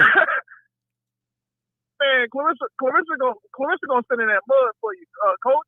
That's all that matters. You need to. I ain't even fuck the boxing. I'm talking about just everyday real life type shit. Claressa gonna hold it down. I think that's why I like her so much. Claressa. Oh, so you said so all right. So if you and Claressa in the car, that's your girl. She your ride or die, and you got a brick, and you got a brick in the car, and the police pull y'all over and find the brick. Claressa, that one that's gonna hold it down for you, say, "Don't worry about it, baby. I'm gonna take possession of this brick, so you ain't got. I'm gonna do this time for you." Is that what you saying? She your ride or die? Not only that, Coach. She gonna grab the burner and she popping at the police with you, bro. That's what she doing. We be both niggas, Bonnie and Clyde. You feel? Bonnie and Clyde on here. All right. So y'all need to give us some slack, man. Like y'all just don't know loyalty. That's what I think. Y'all don't know loyalty. Y'all used to be. Hold on. Loyalty? What you mean? Y'all ain't used to loyalty, man. What is loyalty? You can't tell. Because this is a personal problem. You can't tell. If you can't tell that woman is a rider, dog, that's a you problem, man. That's everybody in the chat. I see a whole lot of stuff hating the chat. I don't know what's wrong with y'all, but y'all need to open y'all eyes, man. I had enough. And I'm glad I got in the call so early because damn, this ain't about to be the Claressa slander show, bro. Like y'all need to chill. This is a good woman. Who's slandering her though? Who's slandering her though? I'm just everybody in the chat, Coach. They about to be called after call. Everybody in the chat talking about my baby. That's my baby right there, Coach. Hey, I ain't mad at you, man. You supposed to be biased towards your baby, man. That's your baby, man. Ain't nothing wrong with that. At least you admitting it. At least you admit it. I respect that. I'm a little biased, Coach. I just had to represent. You know what I'm saying? I'm a little biased towards no Claressa. I don't give a damn. She can beat up Michelle Obama. She can be beefing with Michelle Obama. You know whose side I got, Coach? Claressa. Claressa can't do no wrong. I got you. All right, can't do no wrong. Hey, shout out to Wookie Whoop, man. Salute, fam. Yeah, I get it. I mean, listen, I said this. I said that in the beginning of the show, my opening monologue. I said, look, I'm not here to get caught up in nobody else's feelings. Whoever team for Claressa, she can't do no wrong. I said that. Ain't nothing she can do when she's wrong. And whoever she don't like, y'all don't like. I get it. And then if you team Laila Ali, it's gonna be the same thing. I get it. You get what I'm saying? So, I'm just gonna call it. I'm gonna call it a spade. And I follow both of these women's career, but I do understand why Claressa is the way she is. I get it. You know what I mean? She had low self-esteem, bro. Low self-esteem. She, as I said, she wasn't the most prettiest growing up. So you get what I'm saying? She didn't get no attention like that. Hold on. She wasn't getting no attention like that growing up. She wasn't attractive. This and that. So now she get a chance and she's successful. She's making some money. She got her teeth fixed. This and that. So now it's this personality trait don't came out. The narcissism don't came out. So I do get it, and it comes from that. It comes from that. She's constantly seeking the need to be validated, and I'm like, Claressa, you ain't gotta seek other people's validations. You don't made it. You don't made it already. You don't defy the odds. I think you got a net worth of like $3 million or something of that sort. So you're a millionaire, multi-millionaire. You don't defy the odds. You don't made it. And you get what I'm saying? Carla, what's your name? You called it from? Jamie from New York. Jamie, talk to me. Look, Coach, the way I see it, I already know both women are not to fight. They're not scared to fight each other. I already know that. They're both warriors. But, I don't see, this is only Claressa Shields' head. I don't see why we can't have like two growths in the game. You know, this is all Claressa Shields' work. She started this shit, bro. You know, it doesn't, like, she's always in her feelings.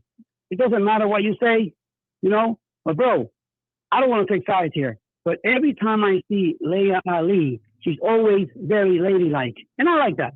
Right? I'm gonna be real. The other one, not so much. She's always ghetto. I don't like ghetto, bro. You know, and when Ali said what she said, you know, she didn't drop any names. Claressa just took it, you know, to heart. She took it the wrong way, I guess. But, you know, Shields, the way I see it, she just needs to grow up and control her emotions. You know, it's bad. It's a bad look when you beefing with everybody. So she's the problem. Respect from New York. That's my call. All right, salute, fam.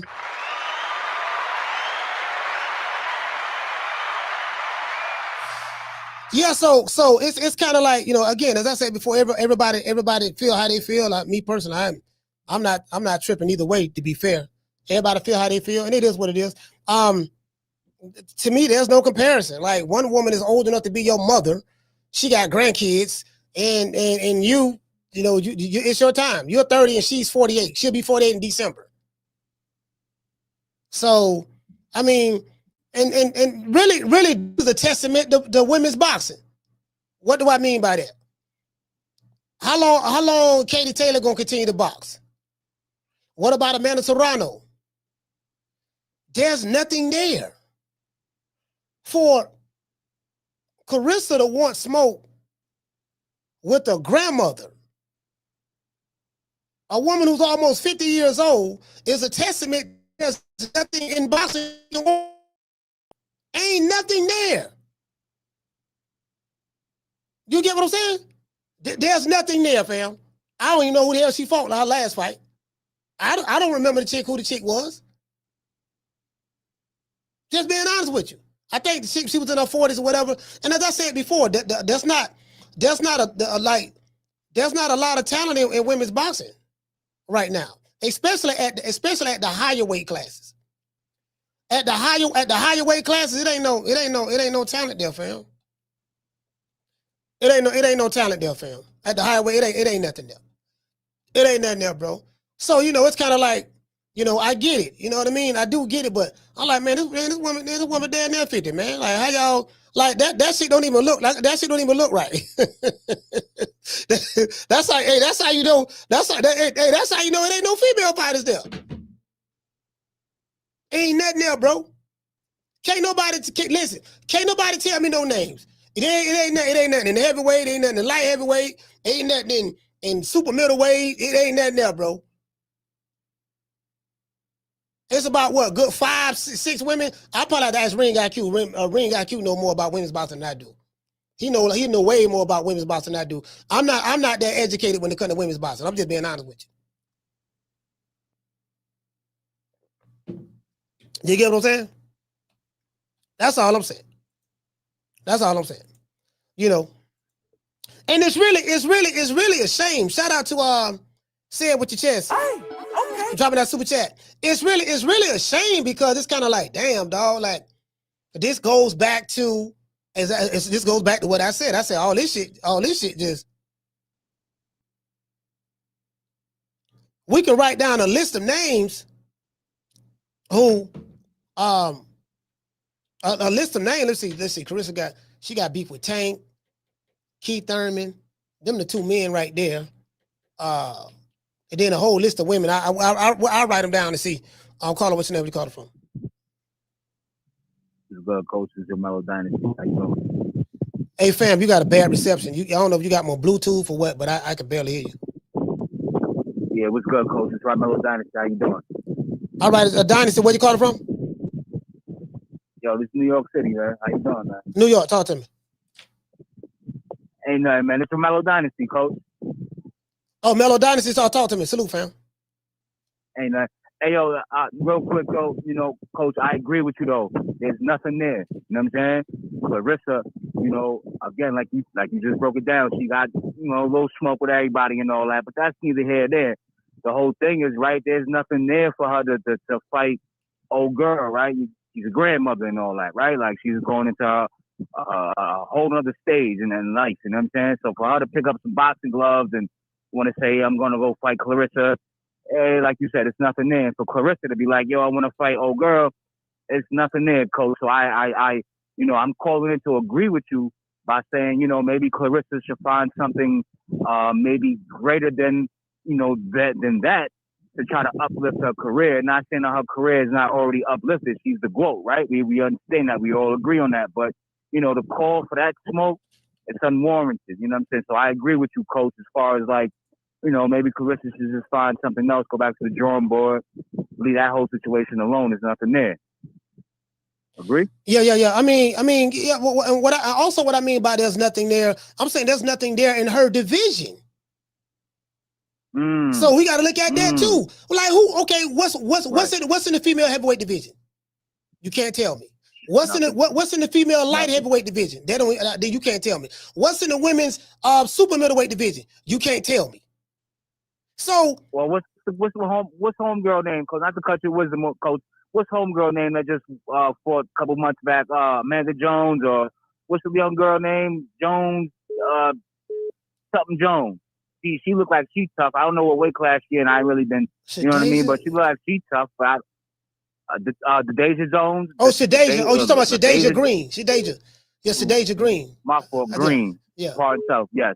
But I mean, again, like she's, a 10-0 record, 10-11. She's beat homegirl out of UK, Katie Taylor, or whatever. She beat Savannah Marshall. I mean? So she beat Savannah Marshall, yeah. Savannah Marshall, excuse me, part itself. So, again, coach, I don't know what it looked like out there in the women's, I really don't know what it looked like. Yeah, it ain't nothing there, bro. You know what I mean? And yeah, I get it. We'll leave it at that, coach. All right, salute, fam. Shout out to you, brother. Thank you, brother. Coach. Yes, sir. Yeah, it ain't nothing there, bro. It ain't nothing there. All I know is Claressa. I know Claressa Shields. I know Alicia Baumgartner, Katie Taylor, Amanda Serrano.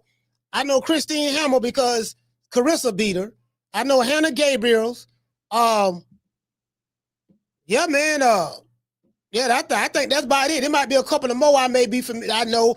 Yeah, Michaela Mayer, Sandy Ryan. You get what I'm saying? It's like, bro, it ain't nothing there, dog. It ain't nothing there. So I know I can just imagine Claressa's frustration. There's no talent there. Ain't nothing there. You get what I'm saying? He said, Coach, you just know all the pretty girls.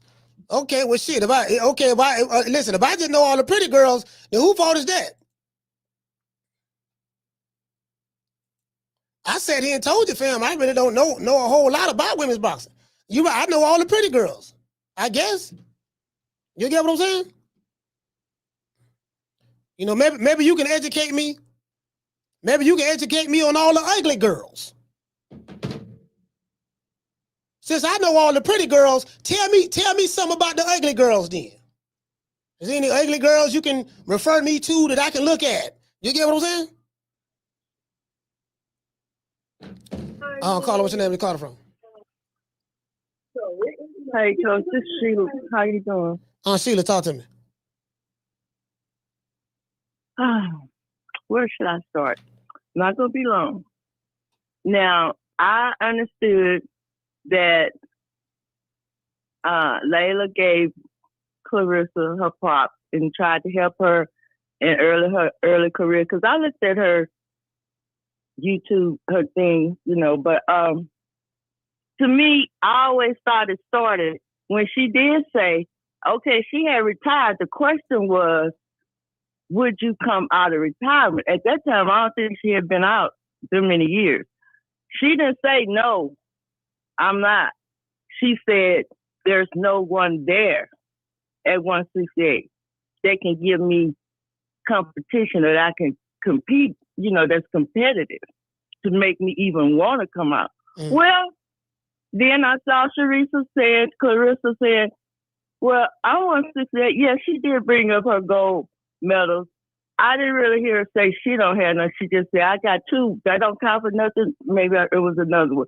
But that's what I heard her say. But she did say, she went through some kind of feeling because she did. It's like she was maybe not intentionally dissing her, but while she was helping her, giving her props, that could be looked at as a diss because it's like she wasn't even there. And I can see where she's coming from with that. Okay, now, as far as her being a grandmother, when they asked Layla at that fight, would she come out of town and fight Claressa? To me, she could have just said no. You know, but instead she said, give me 15, 20 million, we'll talk about it. Well, she opened that damn door again herself. I don't think, of course, Claressa is who she go. Claressa is gonna be who she is, but to me, she opened that damn gate, and she knows Claressa gonna go in it. You know, both of them, I feel like she did this little thing, you know, months ago. I'm gonna tell you, and then she said, I'm gonna wait. I'll tell you when I get ready to tell you. You know, so we waiting around. Hell, she knew then. But then she kept dropping these little nuggets. Now she come out with her new YouTube, which I feel like is good promoting for her because I'm sure she got a lot of views, you know. And I feel like both of them use each other's name because the only time I see Layla on the Breakfast Club or in any kind of where she been interviewed, she may talk about other things, but she knows they gonna ask her about Claressa, and the most of the time, her name is attached to Claressa Shields, and that's just how I see it. And that's just how I see it. I don't think they need to, but she knows she's not gonna fight. I don't even believe she could knock Claressa out. Let's be real. Like you say, she hadn't fought over 17 and a half years. You know, she may be in good shape. She looks good. She's pretty. You know, she looks good for her age. But I just don't think the conversation, I think she should have said no and left it at that. And I'll probably have some more stuff to say for the light skin stuff, but you know, that is what it is.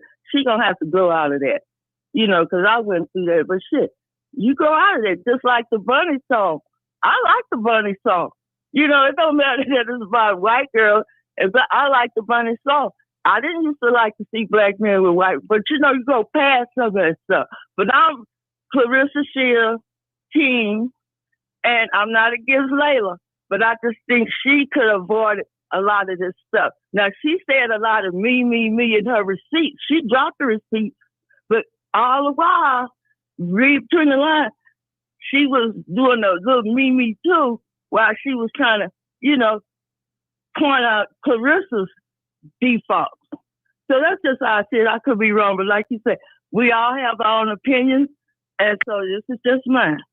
Shout out, Coach. Absolutely. And chat.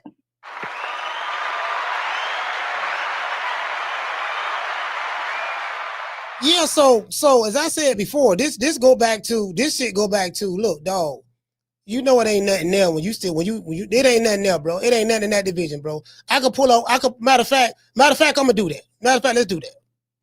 I'm finna do that right now. Let's look up Claressa Shields. I'm finna prove my point. Because it's one thing for me to say it, but it's one thing for me to show it. I like to show receipts. Let's pull this shit up. Hold on. Because see, this is the way I'm looking at it. As I said before, and I like Miss Sheila's honesty. She said, I'm team Claressa Shields. So I already know what she gonna say. Claressa Shields can't do no wrong, and it's all Laila Ali fault. And if you team Laila Ali can't do no wrong, it's all Claressa Shields' fault. So I get it. So, you know, it is what it is. You gonna hear what you want to hear and interpret it how you want to interpret it based on what confirms what you already been predisposed to believe. I get that. I understand that. So that's why I said what I said. I really don't give a damn about, because I do know Claressa Shields got a rabid fan base. She do. She got the same kind of fan base Tank got, Devin Haney got, Canelo got, and some of these other fighters. So they got a rabid fan base. She got a rabid fan base. And her fan base kind of like reflect who she is. You get what I'm saying? For the most part. And as I said before, this woman is beefing with a whole bunch of women. So it ain't just like it's Laila Ali.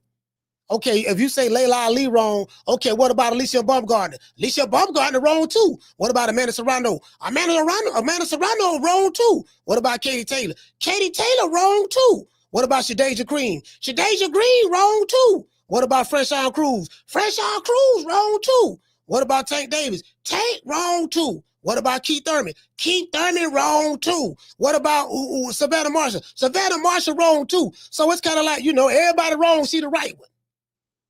I get it. I get it. Trust me, I get it. I do. I get it. Anyways, yeah, so this shit is a nothing burger to me. But hold on, let me do this. But it is good conversation. It is good conversation because we got over 600 people watching this show between 2 YouTube channels and X. We got over 600 people watching this show. So apparently it's a good subject. It's a good subject. Let's see. Let me see. Claressa Shields. I get it. T-Rex. I've been following this girl, man, a long time, man. Claressa Shields, she don't, you know what I mean? All right, let's see. Her and doggone Laila, man. Fresh on Crew, she beat. Her debut. Nikki Adler, I don't know who that is. I don't know who none of these chicks is right here. Tori Nelson, I think it rang a bell, maybe. I don't know. I probably do. Let me see. I gotta look at their faces, because. Okay, yeah, I think I remember Tori. I remember Tori. Yeah, the sister. Hannah Gabriels, I seen that. Hannah Rankin, I seen that. That's 2018. Christina Hammer, I remember that. Seen that right there. I don't know who she is. Savannah Marshall, yep, we seen that. We went live for that fight. I don't know who she is. Danielle Perkins, I ain't know who she was. I think Miss Black Panther turned me on to who this chick was. I think she 40-something years old. Yeah, she had 5 fights prior to fighting. You know what I mean? And I think she 43 years old. You get me? She 43. She 43 years old. So again, as I said before, see, to me, this is the problem here. And then she fought this chick right here. This is the problem here. She beat this chick. See, there's nothing there. See, that's the problem. The problem is there's nothing there. Ain't nothing there. Nothing. She'll have to go back down, and hopefully her and like Alicia Baumgartner can fight. Like, talk about Laila Ali, that ain't like, she ain't popping in boxing. If you are that what you say you is, like right now, you should be secure and who you are as a woman. But I get it. This woman beefing with 20 people right now. And according to her fans, all those 20 people that she beefing with is wrong and Claressa is right. They can't see no wrong in her. She can't do no wrong. That's what I respect by Sheila. That's what I respect by Wookie Woo. At least Wookie Woo admitted it. So we know what it is. As I said before, that's what it is. I like, damn, everybody wrong? It's everybody's fault? Listen, I remember I used to get in trouble in school a lot, right? I used to get in trouble with my math teacher, Mr. Wright. I used to get in trouble with my social studies teacher. I used to get in trouble with just different classes, right? No matter what school I went to. Hold on. Got suspended. I had in-school detention sometimes. Just all kind of shit, right? And it was never my fault. Every time I used to always tell my mama, this before Silk the Shocker came out with that song. Y'all remember that song? Oh, it ain't my fault. Y'all remember that song, It Ain't My Fault? That was me. It was never my fault. Never. My mama say, one day she spoke to me. I used to say, yeah, man, them crackers, they being racist toward me, mama, and they messing with me. She say, look, you got black teachers got a problem with you. You got white teachers got a problem with you. Everywhere you go, you keep getting into stuff. And you always telling me it ain't your fault, it's them. My mama told me some of the realest shit that a woman can never tell a man. A person can never tell another person. She say, son, when are you going to hold yourself accountable for what you do? You always right? You ain't never wrong. Multiple schools, multiple teachers, multiple principals, multiple deans, but it's the same thing everywhere you go.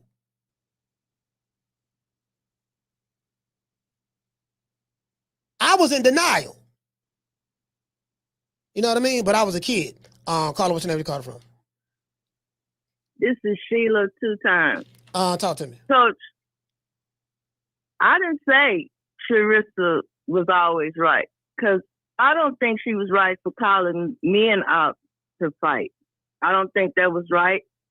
And I think that she just was so frustrated, like you said, there's nothing there. She just felt like she wanted to fight. In her mind, maybe she thought she could whoop Keith Thurman, but I wouldn't have went that route. But, you know, she fought at 154, 160, 168, 175, and 175 plus. If she go down to 148, she ain't never been no little girl. Like somebody said in the chat, if she lost that much weight, they'd be saying she's smoking crack. So you're right. There is nothing there for her. And as far as her beefing with everybody, well, then I ain't, you know, it's like I said, she'll grow past that. You know, I ain't got nothing to do with that. She's got a chip on her shoulder. And like you say, you understand why I do too. But she's going to have to grow past that. She's not always right. Yeah, she's a narcissist. She has a narcissistic personality disorder. When I look at the definition of that, and basically the definition of that is a personal disorder characterized by an exaggerated sense of self-importance, a need for admiration and lack of empathy for other people. And this is the classic definition of that fits her character in my eyes. When I see her, I see Floyd Mayweather. I see the same thing in Floyd. I see the same thing in Dame Dash. I see the same thing in Trump. I see everybody that's a narcissist who has this disorder, they all act the same way. And when I see her, that's what I see. I love her as a fighter, you know what I mean? But that's just what I see. Because she beefing with too many people. It's the same shit. So that's how I see it. Okay, well, like we said on one of your other shows, that she probably need to see a therapist or something, you know. But if, you know, it can't always be everybody else. I understand that. But since we know that's where she is now and that's who she is, I guess she just have to take the flack from others who's going to point out that character defect in her. You know, it is what it is. She displays that. So I'm not taking up for her. It is what it is. I've heard her cuss out the light skin. I don't listen at her chat. You know, I didn't listen at all that stuff. And I didn't agree with some of the stuff. But anyway, that's my call. I just want you to know, I don't think everybody wrong and she right. But I think on that aspect, I was right. But my thing is she can't go too far. What's she going to look like at 148? What Crawford will look like now if he go to 147? And, you know, I'm seeing Crawford. Them the two people I'm going to stand for, the only two that I'm going to really have. You know, I you know, it is what it is. Yeah, my feelings involved, whatever. But what's she going to look like at 148? And so maybe she just needs to just don't do nothing. I don't know what she's going to do, but she can't fight no man. That's my call. All right, salute. Yeah, she said she can't fight no man. Well, that ain't what she's saying. You know, so my thing is this ain't about no Laila Ali. She got a deeper issue going on. I think Claressa got a deeper issue going on. You get what I'm saying? And people like that, they gotta have people around them that's gonna tell them what they want to hear. They need yes men around them, yes women around them. Praise me every day, praise me all the time, praise me throughout the day. You get what I'm saying? That's just what it is. That's just what it is. And you know, that just who she is as a person. You know, takes nothing away from her skills as a fighter, and it takes nothing away from, hey, look, man, she ain't got nobody to fight. Ain't nothing there, bro. There's no talent in women's boxing. None. It's a handful of good women that box that people know of. Like you say, somebody told me I only know the pretty ones. Yeah, I guess I only know the pretty ones then. Because the pretty ones must be the only ones that's popular. Yeah, I only know the pretty ones. And I don't see nobody, and I don't see nobody, talking about tell me about the ugly ones then. Since the dude said, since the brother said I only know the pretty ones. Okay, let me know about the ugly ones. Hold on. Oh, my bad. I thought I got it. You get what I'm saying?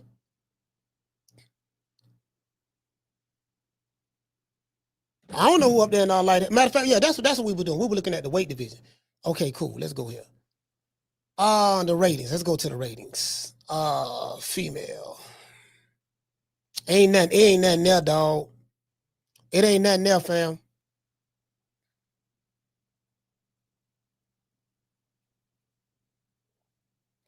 Ratings, hold on. Let's go here. My bad, hold on. It ain't nothing there, bro. It ain't nothing there. Hold on. All right, this box rec. Where the hell is where is okay, this box rec? Wait, rankings. This heavyweight.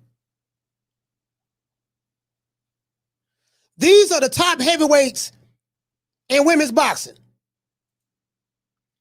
This woman ranked number 31. She has an 0-1 record. I'm going to show y'all how trash women boxing is up here in the heavyweight division. This woman ranked number 8. She has a 1-0 record. This woman ranked number 7. She's 5-0. This woman ranked number 6. She's 3-4.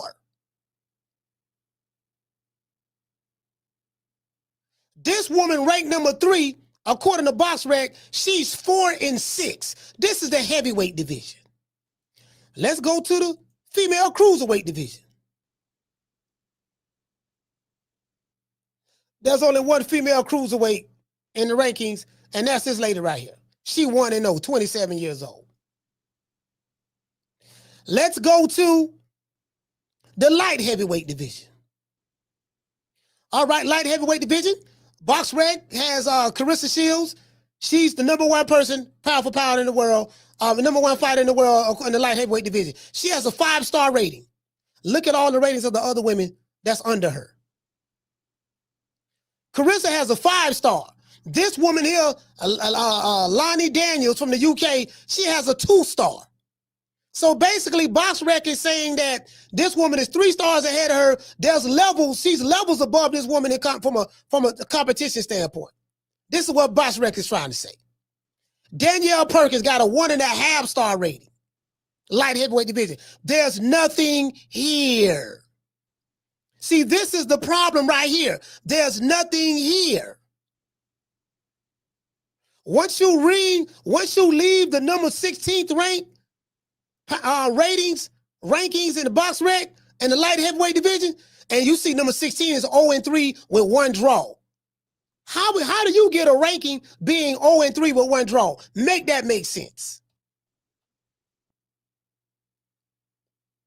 There's nothing here. There was nothing when Laila Ali fought. There's nothing when Claressa Shields is fighting. Nothing has changed in that. So she's in a division where there's nothing but trash here. Trash, that's it. That's what we'll say if it was the men. If it was men, we'll say they trash. So guess what? The women can get it too. You want to be treated equally? We finna treat you equally. We finna get some equal treatment right now. All these women out there is trash. Every last one of them. It's Claressa Shields and there's everybody else. If she want a challenge, she probably need to fight 2 of these women in the same night. Let me fight 2 of you girls at the same night since there ain't no competition down here for me. That's probably what she need to do. So that's the issue. That's why let me go ahead and beef with Laila Ali. I need her to pass the torch. You got the torch.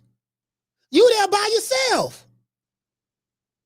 You want a grandma to pass you a torch? You got it. You 2-time gold medalist. You the self-proclaimed GOAT. You got everything. Like what is it? You get what I'm saying? Maybe she can fight Remy Ma. Maybe we can put Remy Ma in there and have Pat Poose be the referee or something. I don't know. Call her, what's your name? You call her from? What's up, Coach? This is D. Smith 100. I'm calling from out of Cleveland, Ohio. D. Smith, talk to me.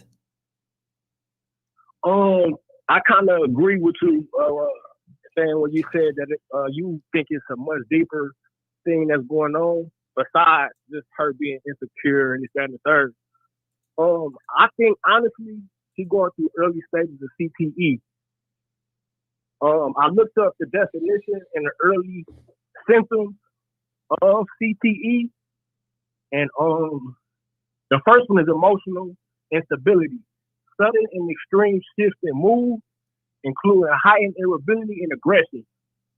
The second one is depression and anxiety. Many individuals with early CTE report symptoms of depression and anxiety, poor impulse control, difficulty controlling impulsive or erotic behaviors, apathy and motivational issues, a new or worsened lack of interest and motivation, paranoia, unwanted suspicion or distrust of others. I really think that that's exactly what's going on with Claressa. She spent most of her career sparring men, and I think that she's suffering some of those symptoms. Yeah. Again, I thank you for looking that up and reading it to me, brother. I don't, I didn't even know the definition of what are the symptoms of CTE. I thank you for reading that, letting me know. I mean, I don't know. I really don't know. You might be right in that. I don't know. That would be something that she would have to get checked out herself. She got to go get that checked out. Whether she got a narcissistic personality disorder, which I think she definitely have that. She definitely have that in my mind, in my opinion. But I don't know, fam. Yeah. That'd be something. Yeah. But I just want to tell Claressa Shields, you won already. You came out of Flint, Michigan. You the only one that made it. You won. You got a couple of $1 million in the bank. You know what I mean? You doing well. You won. There's nothing else to fight no more. I totally agree. You overcame the odds. All the people who told you was ugly and unattractive, you proved all of them wrong. You did it. Same thing with Crawford. He did it. He was ugly, black. He did it. He made it. You won already. It's just that everybody handle things differently. She's constantly at war with everybody. It's like it's everybody. You know what I mean? So, I mean, I hope she stalled the light-skinned chicks out, because she got a part of the light-skinned chicks as well. But shout out to D. Smith, man. Cleveland, salute, fam. Yeah. I remember this is a true story. Colorism is real. Colorism is real in the black community. I remember when I was growing up, this is the 80s, true story. In the 80s, the light-skinned girls got damn near all the men. Light-skinned females, they was known, they had a reputation. I'm not saying that it was a justifiable reputation, but I'm going to just say, when I was going to school, and I want the men and the ladies to hear this. When I was going to school, colorism was practiced very, very strong, right? I told them most of everybody in my family dark skinned. I guess I'm brown skinned, you know what I mean? I ain't light skinned, but I ain't dark skinned neither. But anyways, I used to see red bones get beat up from dark skinned chicks because they was getting the men. The girls was jealous of them, didn't like them. And I get it. As I got older, I realized, okay, I remember when back in those days, the lighter skin got the preference over the darker skin. So the darker skin always resented that. And then when I was coming up in school, I saw a physical manifestation of that. Like these girls, when I went to school, these girls can fight. These girls were throwing hands when I was going to school. I knew this one red chick named Tasha, named Toya Payne. Toya Payne had some hands. She was a red chick, boy, and she was with it. Toya had a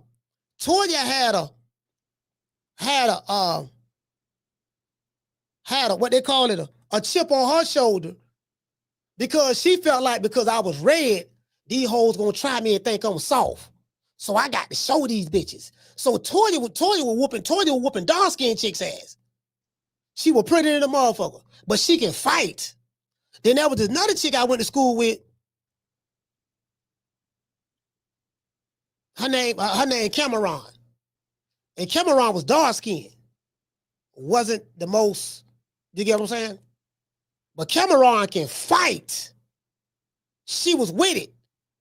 But Cameron had a good attitude, though. Cameron had a good attitude. She wasn't I don't remember her being no bully or nothing like that. I don't know. You know what? It depends. Because some of the chicks she did press up on. Some of the chicks Cameron did press up on, but then some chicks she didn't. So, but that was real heavy when I was growing up. I'm telling you. I don't know how it is now in today's time, but when I was going to school, that was real heavy. I'm talking about junior high school, that was real heavy. True. That was real heavy when I was going to school. For real though. You get what I'm saying? So I remember that like it was yesterday. Shout out to say it with your chest. Hey, okay. Dropping that quarter of a dub. He say tell Claressa to shut up and pay homage. She's being extra. Okay. Shout out to the RN Loves Boxing. Hey, okay. Dropping that half for bam, dub on your boy. Super chat received. Playtime's over, boy. He said Claressa is the GOAT. She doesn't have to go down anyway. If those girls won't smoke, they can come up like Bud did and get it. As far as beefing, when they come at her, she answers back. Okay, I get it. I understand. I get it. Trust me, I get your position. Down from the bar, there's a platform stage. People pimping, sharp as razor blades. Yeah, you get what I'm saying. So yeah, I remember that, bro. That was real strong. So when I like when I hear Claressa Shields online going, them light skin hoes, them light skin chicks, this and that, they bitch be jealous of me, this and that. When I see her do that, it takes me back to when I was in junior high school, and I remember how the girls used to treat, because the light skinned girls wasn't known for fighting, they couldn't fight, and they was the desire of all of the men's eyes. When I was going to school, you get what I'm saying? Now it was some fine, pretty bad dark-skinned chicks. Now I can name some. They were fine and bad in the motherfucker. You get what I'm saying? But I'm saying I can name the girls. I'm not gonna name all of them, but I can name the girls I went to school with, and they used to have problems, bro. They used to have problems. No, I know girls that come to school crying and I don't know, I don't want to, you know what I mean? I just want to be, you know what I mean? Like the girl literally ain't doing anything, but because her man like her or whatever, that's what that is. That's what that is. It's always been like that. It's always been. I'm saying when I was going to school, as I said before, I don't know how it is now, but that's how it was. That's how it was. Hey, what you say, Mr. Board? What you say, fam? Let me pull you up. Let me pull up what the people talk about in the chat. What you saying, fam?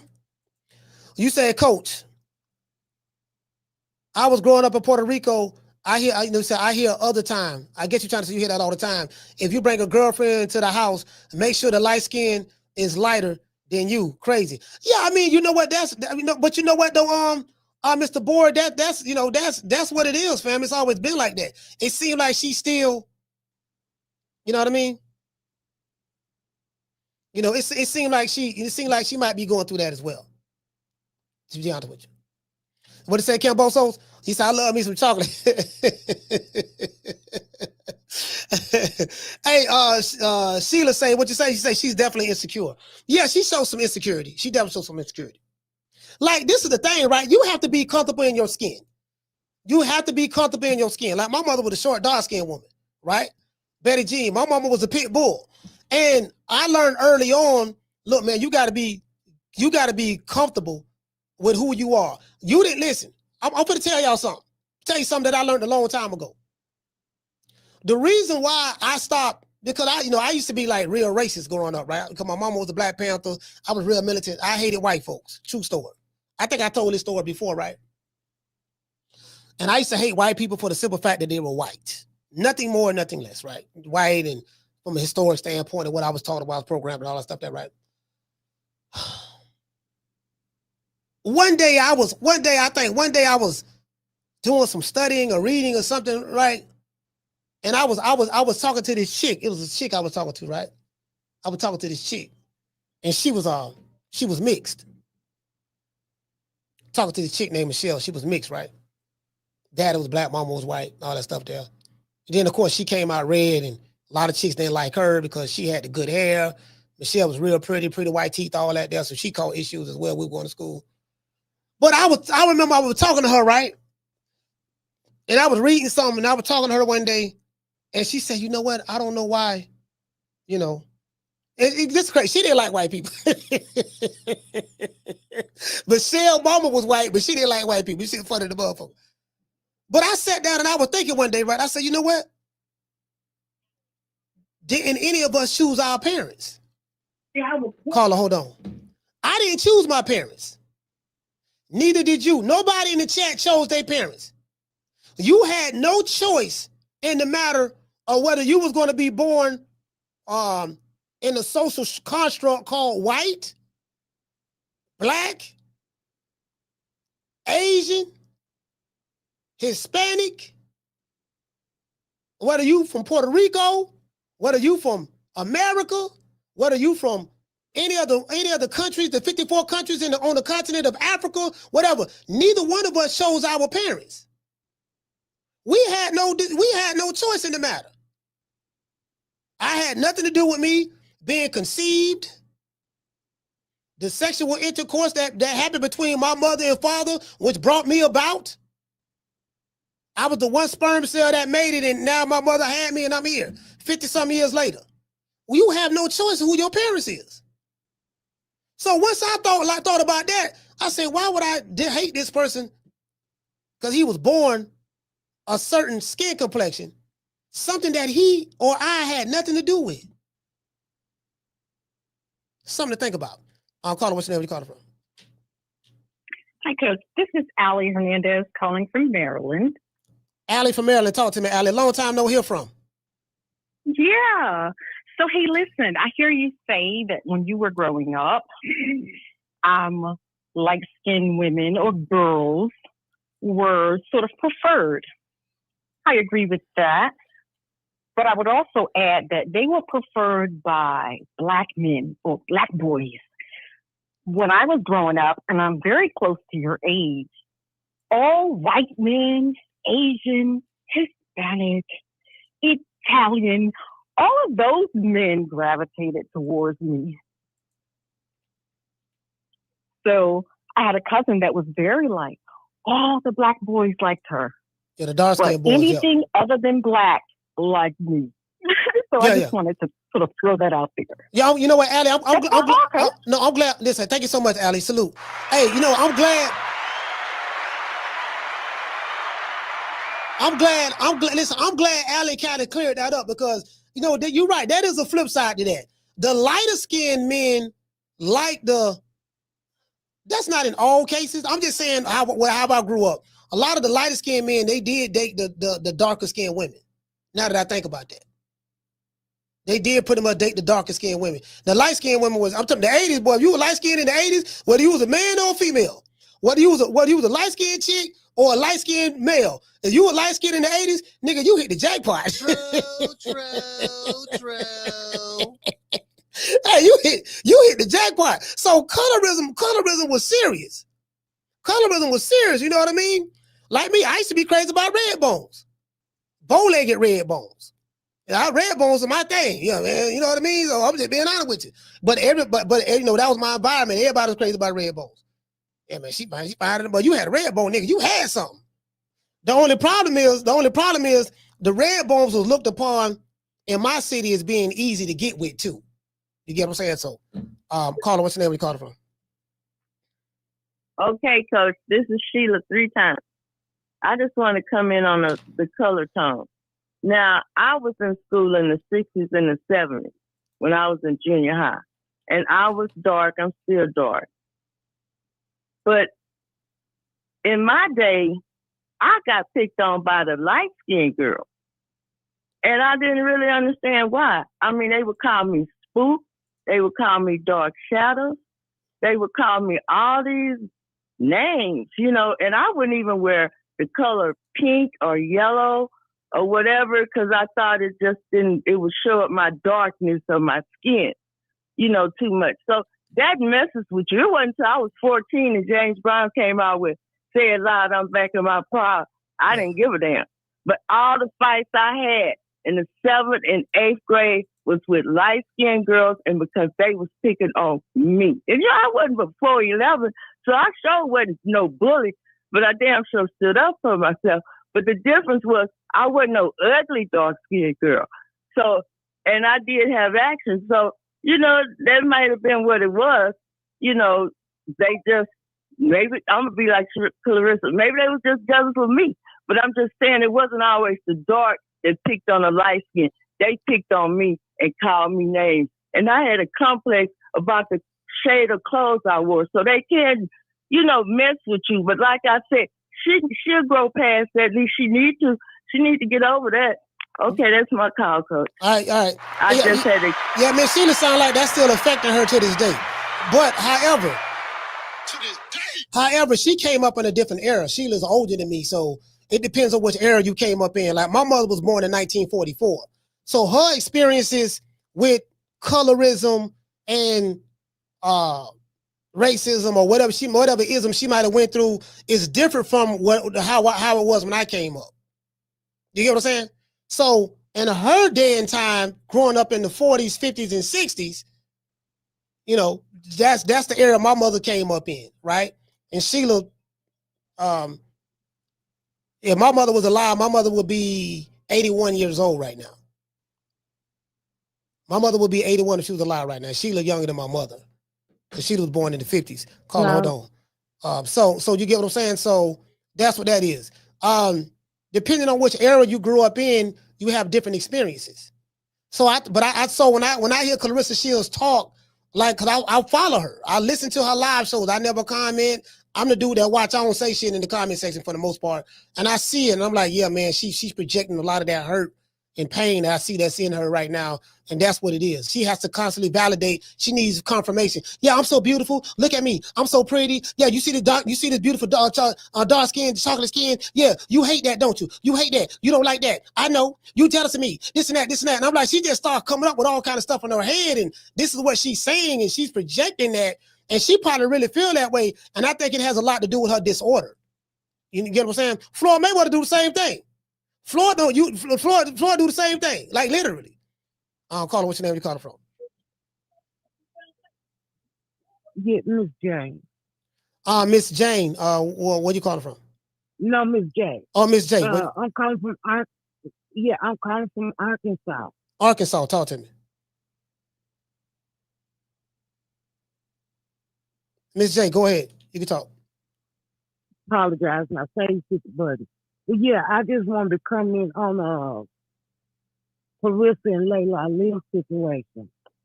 And I just want to say that you are right. There's a lot of insecurity concerning Claressa Shields because the statement that Laila made on Breakfast Club was totally taken out of context by Claressa. I mean, she really took that little statement of her saying about she felt like there was no one, out there for to come out, box at the time, whatever. And she totally projected made a whole problem out of that. There shouldn't even never been. Because she most definitely gave her props. She brought her on for interviews, took up on her wing. But I don't blame Laila for stepping back after she, took them words and took them out of context. I would have stepped back too because you don't want to deal with nobody with a mindset that if you're trying to help them, they're going to take it out. Anything you have to, in other words, Claressa somebody that when you're dealing with her, you have to watch every little thing you tread like on eggshells when you're dealing with a person with insecurities like that. And it makes it hard for you to befriend them or get too close to them because they were close at the time when all this went on. And look what she did. She took two simple words, a couple of words, and took them and made it ran with it for 8 years. Here it is, years later, she's still talking about Laila. So there had already been some jealousy there. And I feel like she was set out to destroy Laila's name because Laila's name was still ringing when she felt like, I'm the champ now. So why is they still bringing up and looking at Laila as the lady of boxing when I'm the champ now? And she didn't appreciate that. And I think that's what bothered her because she kept saying, I'm the champ now. That she's my name out there ringing. At that time, her name was not ringing like it is now. And it's only ringing now only because she done got in this relationship that she's in. That's when everybody got to really know who Claressa was. She is a good boxer. I got introduced to this is how I came into the women's boxing. I ran across on my feed. I never watched boxing in my life. Mm-hmm. And this was 5 years ago. And that's how I got acquainted with Claressa because I clicked on the seeing how good she was, got to turn her on to other people. But I didn't know anything about it before I ran across her. But she most definitely got a problem with jealousy towards Layla. I see that it's clear. It's clear. She just kind of, it's like she's out to get folks' eyes to look at Layla in a different way and look at her for the credit that she feel like it is due to her. Yes, ma'am. I understand. Let me say, thank you so much. You're a first time caller. I really appreciate you. I really appreciate you calling, ma'am. Thank you so much. And, yes, sir. Thank you for allowing me. Thank you. Yes, ma'am.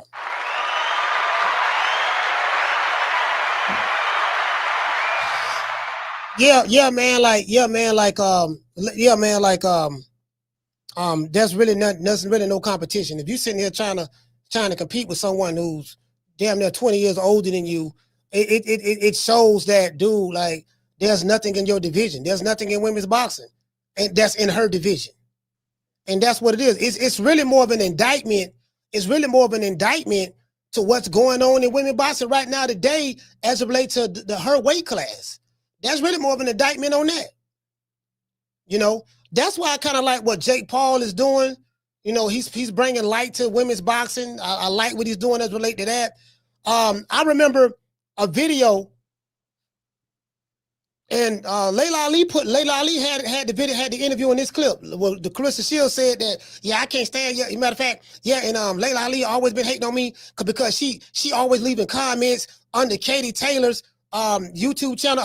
She left a comment on Katie Taylor's video talking about how great she was and how good of a boxer she was and all that stuff there. And she don't never leave no comments like that under my videos. And I was like, wow. Like, literally, it's right here. It's right here. It's right here. She literally has, she had that clip. She had that clip right here. She had that clip right here. I forgot that I should have wrote the timeline down. Yeah, she leave comments on the Katie Taylor. And I'm like, bro, like, you get what I'm saying? Literally, like, listen, I heard it. I heard it. Send that video. I'm gonna find it. I'm gonna find it and play it. I'm gonna find it and play it. Caller, what's your name? You calling from? Bro? My name is ZX. I'm calling from Philadelphia, Pennsylvania. ZX, talk to me, brother. Philly, stand up. All right. Hey, listen, man. I am a fan of Claressa, but I'm a bigger fan of Laila Ali. Beautiful woman, intelligent, business oriented, and she's had her time. I think she has paved the way for Claressa and everything that she has done and how she has represented herself as a boxer, a mother, and a daughter of Muhammad Ali. I think that Claressa has shown herself to be envious. And every now and then, grown folk got to step out there and spank these kids in their behind. And I hope that Laila comes back. I hope she gets 9 months to get herself in shape and spank her because she needs it. She needs it. She needs to be humble. You know, Laila didn't have to get secondhand Negroes like Papoose. Okay? You're looking like a thought out here showing your behind, wanting to be a rapper. It's nothing classy about that. And that is the distinction between the two.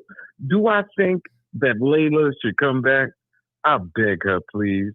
I beg her, please. Come back and get this little girl back in her place. She needs to be humble. You know, when Laila did that video, you could actually see the progression of Claressa. Her mouth was raggedy. Her weaves were what they are today. So she's come a long way, and I salute her for that. But don't you ever forget the trailblazers, the people that laid it down for her to be where she's at. The competition is what it is. But I think it is very disrespectful for everything that Claressa has said, how paranoid and insecure she is. Have you ever heard Laila Ali talk about her looks? See, the first thing that a man or woman does when they're insecure is reference your appearance. Now, as a man, I say Layla is fine. Of course I'm going to say that. But I would never want anybody to compare themselves against someone else, in particular about their looks. So her insecurity and envy came out. Now, she can, get her nice weave, and she can hang out with Floyd and everybody else out there. That's fine.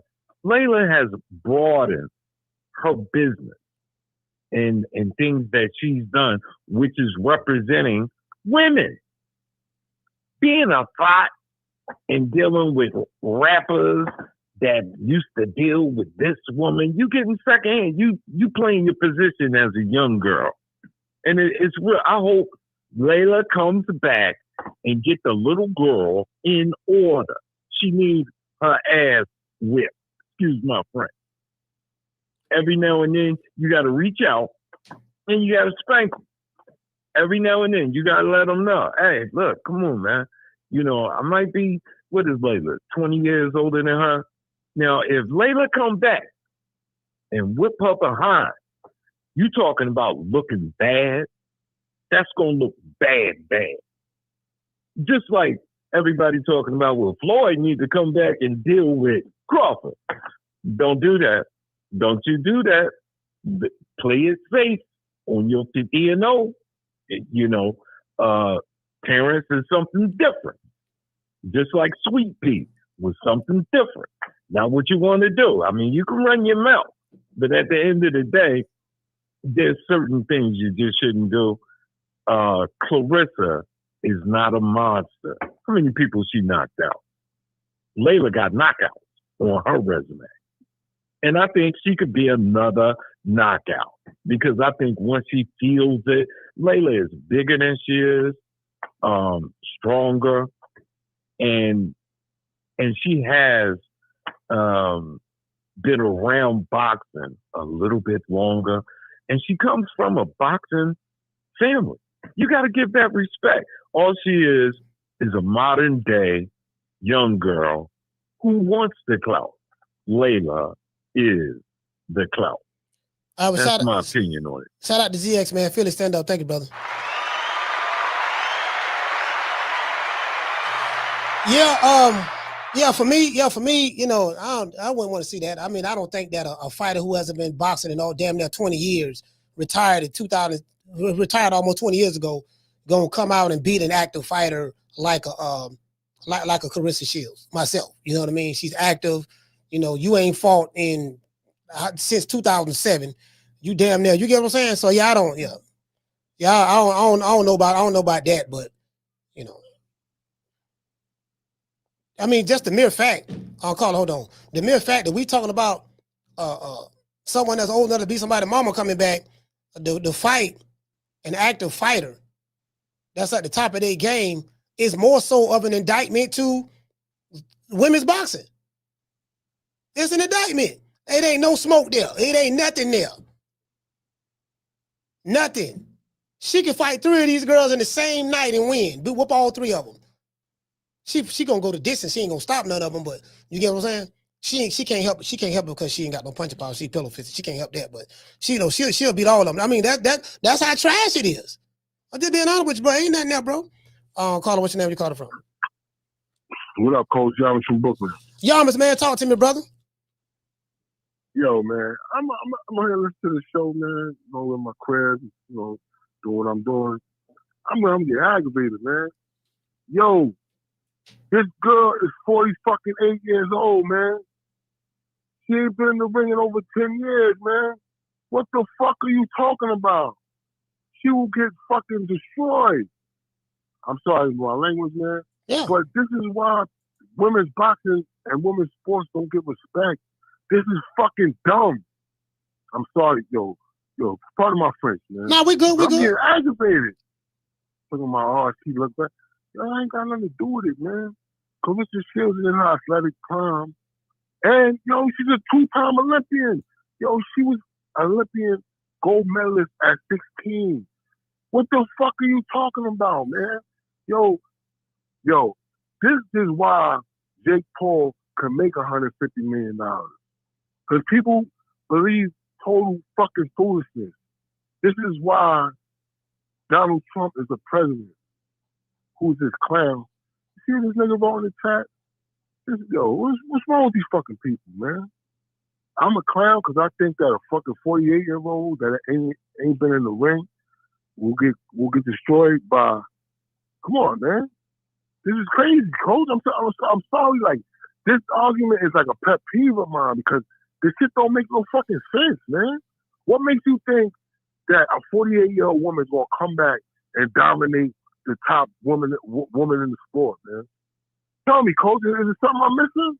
I don't see that. I don't see that at all. She's been gone again. She's almost 50 years old. Like this woman is 3 years younger than me. Let that sink in. She's 3 years younger than me, hasn't fought since 2007. And the mere fact that we're talking about this being a consideration is an indictment to women's boxing. That proves my point. Yo, bro. And you know what's funny? Like, I'm the first one to say this. When motherfuckers watch like a Tyson Jake Paul or some bullshit, it's your fucking fault, you stupid motherfuckers. Because you believe fucking total fucking foolishness, man. What 48-year-old? All right, Bernard Hopkins was an anomaly, man. He was an anomaly. I was there tonight. He beat Tavares Clown at the Barclays. That's my favorite fight of all time. Like, he never took no goddamn 10 years off. Never had no goddamn kids. You know, but whatever. I don't know what a woman is these days either, so I don't want to start that conversation. But yo, I don't want to call nobody gullible, but goddamn, there's really people that think he's gonna come back and beat Claressa Shields. I'm sorry, coach. Yo, I guess I'm in my feelings, man. Yo, peace and love, baby. All right, salute, fam. Shout out to y'all. Brooklyn, stand up. As I said before, hold on, let me read the super chat. As I said before, who Claressa Shields fighting next? Let's go to that. Who Claressa Shields fighting next? Who Claressa Shields fighting next to who y'all want to see her fight? You can't tell me nobody in her weight division. You don't know. Who she fighting next? Shout out to the Tiger. Hey, okay. Dropping that quarter of a dub. He say, Coach, we all black and we come in different shades. In my opinion, Coach, Claressa Shields has a dark-skinned woman complex. Yeah, probably. Yeah, absolutely. Yeah, I would agree with that. I would agree with that. You know what I mean? She definitely got a complex. Down from the bar, there's a platform stage. People pimping, sharp as razor blades. Now, one thing I do like about Floyd Mayweather. This what I like about Floyd with him and Claressa is different. Floyd ain't gonna be like Floyd has a narcissistic personality disorder. He does have that. But Floyd is not going to be arguing back and forth with Floyd ain't going to be doing no live on Instagram, live on YouTube. And I think it's probably an age gap thing. Because Floyd is 48. Floyd and Laila Ali is the same age. Floyd is 48. So Floyd ain't going to, I think because of the age thing, I'm not saying that could be the case, but Floyd ain't going to be going back and forth with you on social media. Floyd just going to post a video of him buying another Rolex. Carla, hold on. He going to post a video of him buying another Rolex. He going to post a video of him spending $200,000 in the Gucci store. He going to post a video of him getting on a private jet, flying across the country. That's what Floyd going to do. Floyd ain't going to be sitting back, yelling and screaming and attacking people online, and like Floyd ain't gonna do that. Floyd just gonna be like, yes, we on Fight Hype right now, and we're getting into my private jet. Yeah, shout out to the haters. Yeah, just keep watching me. I'm finna get ready to go to New York, and I'm finna go walk into one of the 30 buildings that I just bought in New York. And like I said before, I'm getting ready to fly to Dubai, and I'm finna go meet with a sheik. There's a sheik over there in Dubai that wants to meet me. I'm finna go meet with him, the Crown Prince of Dubai, and he wants to give me a gold and platinum Mercedes Benz that we're gonna send back to the US. And that's what Floyd do. That's what Floyd do. That's the difference. Caller, what's your name? You calling from? Brother, I don't know what type of phone you're using. I cannot hear you.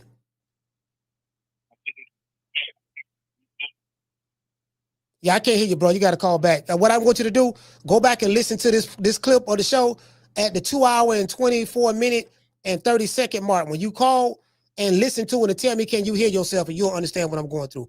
But call me back, brother.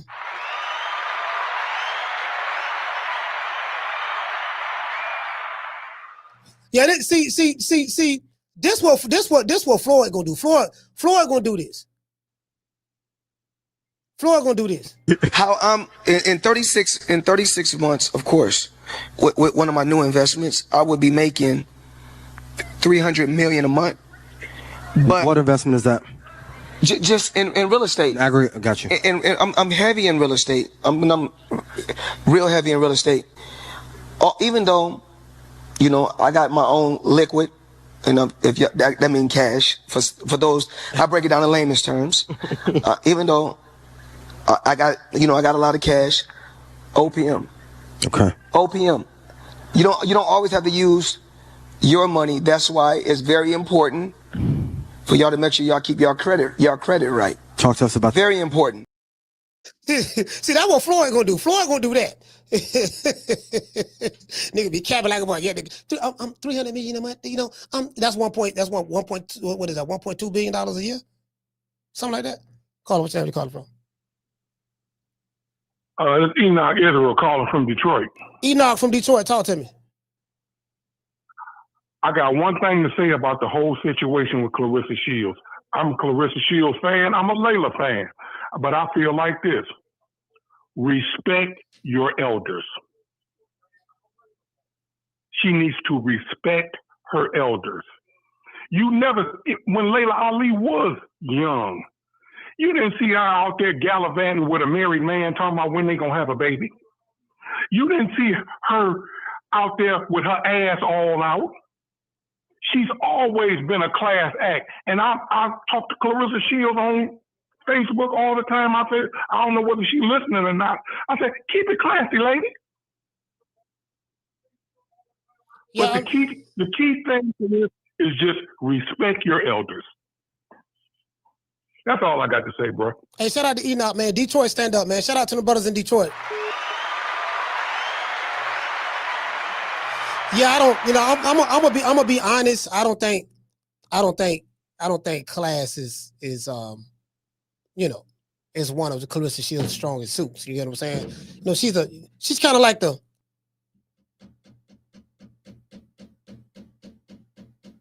She's 30. She was born in what, 1995? Yeah, she was born in 1995. So, yeah, she's 30. So, she came up. She's in that YN era. She came up in that YN era right now. So that's pretty much where she at right now in her career. As she get older, she'll mature and stuff like that. It is what it is. But I just think it's just more frustration. Like, again, she's beefing. Okay, who's she beefing with? I'm gonna say this in the wrap up.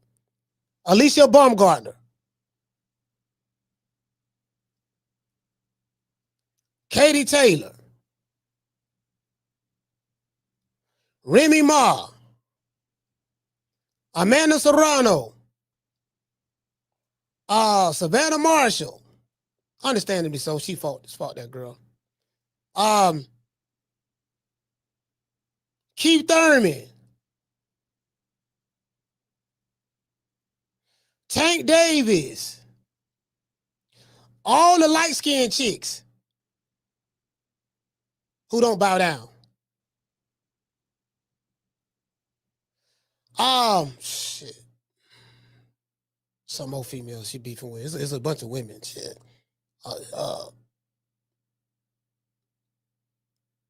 It's a bunch of women. I said Remy Ma. It's a bunch of motherfuckers she beefing with, bro. Like I watch her shit. I'm like, damn, but she got a problem with everybody. Everybody. Oh yeah, Shadeja. Yeah, Shadeja. Shadeja Green. She got a problem with anybody she's fought. Anybody she's ever fought, she got a problem with it. But that's Christine Hammer, Savannah Marshall, Hannah Gabriel's. Somebody said she had a problem with with Michaela Mayer, I didn't know that. I didn't know she had a problem with Michaela. I thought her Michaela was all right, but when you got somebody who going through what she's going through, they'll be all right with you 1 minute and fall out with you the next minute. There's a nigga, I'm not even gonna give this nigga no shine. I think he going through something from a military standpoint though. I think from a military standpoint, he done went through a lot of shit. So I think he going through some CTE or some shit military, right? But there's this guy that I don't fuck with at all. I don't back so far away from that nigga. One thing about me, boy, you ain't got but one time with me. I don't give you twice. I don't give a snake twice to strike. You strike me one time, that's it. I learned my lesson. I ain't coming back for seconds. You get what I'm saying? But this particular fella, older guy, he's about 10 years older than me. This particular fella, he appeared to be all right. And then he just went on a personality disorder and went to accusing me of shit that I didn't even do. So I got the nigga phone number. He got my number. I'm like, damn, fam, if that what you accusing me of, why would I do that? Man, you all right. Like, why? I don't do that to nobody. I don't do that to nobody who I don't even like on YouTube. I tell everybody, I say, look, you can take any video that I made and you can add it as a part of your content for your show. Even if you dissing me. Jenna Farty takes shit and diss me, or take shit from my content and diss me all the time. I don't give a damn because I'm so great at what I do that I know how to reverse engineer it. As long as you keep my name in there in the algorithm, baby boy, that ain't gonna do nothing but help me. I'm averaging 1,000 subscribers per month. That's what I'm averaging over here. Organically. I'm not spending any money on Google ads to blow my channel up. I'm not collaborating with bigger content creators that'll help get me exposure. I ain't doing none of that. It's just me showing up every day, Monday through Friday, from 3 o'clock to 5:30, sometimes 6 o'clock, and putting on the show. That's it. And we getting 1,000 subscribers a month. So I encourage people to take my content and make whatever. I encourage that. So the nigga accused me of getting his channel demonetized for using a video that I put out there for the world to see. That everybody used, even people who I don't like, used it. And he said, out of all them people, I singled him out. So I told the nigga this. I say, check this out. If you say that I reported your channel and had your channel demonetized, and that's what YouTube showed you, why don't you show me the receipts where YouTube said that I reported your channel and got you demonetized? I killed that shit dead right there.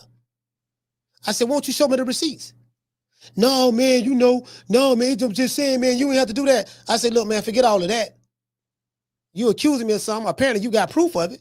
Show me the receipts. Well, you know what, man, if you ain't do it, man, then I apologize if you ain't do it. No. I don't want no apology. You said that I reported your channel and got your channel demonetized. Show me the receipt where I did that. Yeah, man, no, I'm just, you know what, man, it ain't even important, bro. Me and you all right, man. I just thought that. I'm like, oh, you thought now. True. Say some shit about me, nigga, come with the receipt. He ain't had no receipt. He couldn't produce it. You want to know why he ain't had no receipt? He couldn't produce it? Because it wasn't true. It didn't exist. Anyways, let's give everybody a round of applause.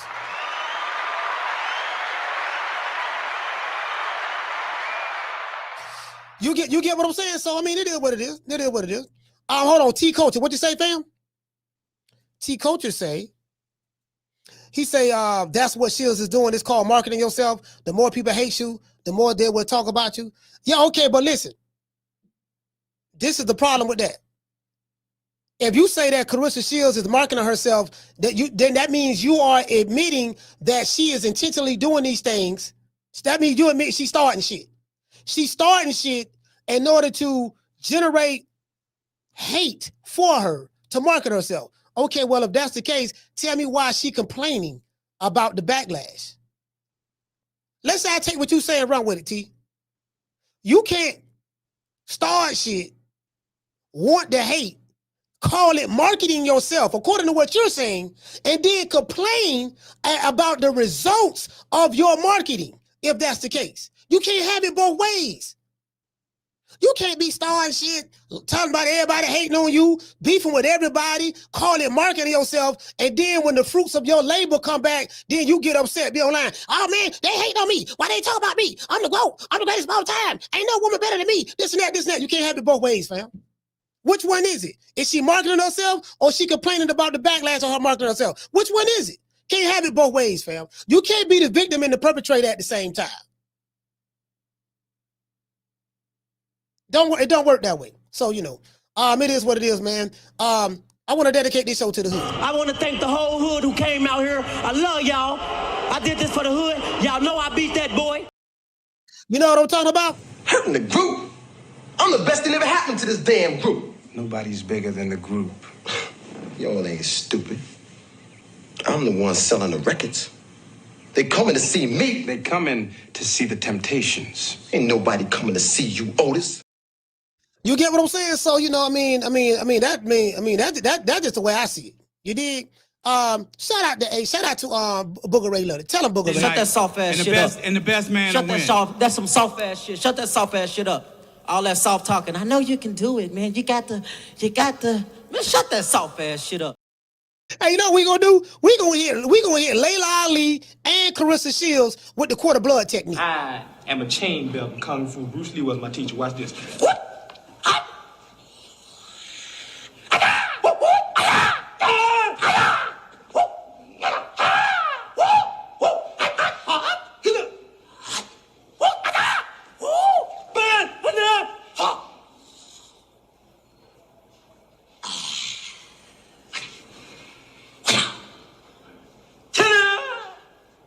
That's called the quarter blood technique. You do that, a quarter blood will drop out of a person's body.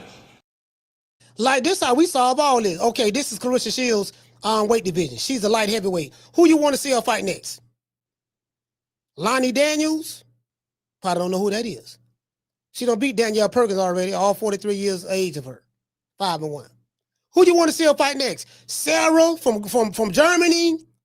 What about this chick right here? Christelle, she's 3-0. What about this chick? Tinta Smith, she 2-3. Who you want to see her fight next? Let's talk about that. Who you want to see her fight next?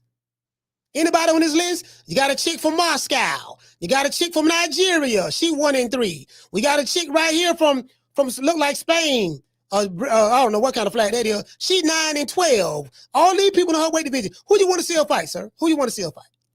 Shout out to the lovely goddess. This chick right here. This chick right here. She's ranked number 8. Diana Colado. She's 16-38. Do you want to see her fight her next? She's from the Dominican Republic. 16-38. Who do you want to see her fight next? It get real quiet. It get real quiet when we go to talk about this. It get real quiet. So it makes sense. It makes sense. I want to fight Laila Ali. Laila Ali ain't fought since 2007. She the biggest name on anything on this goddamn list. I think no one would argue that Laila Ali is the biggest, and who haven't fought in 20 years is a bigger name than anybody on this list in the Claressa Shields weight division. I think nobody will disagree with that. So so I get it. I understand that. I get it. I honestly do get it. I get it. You did.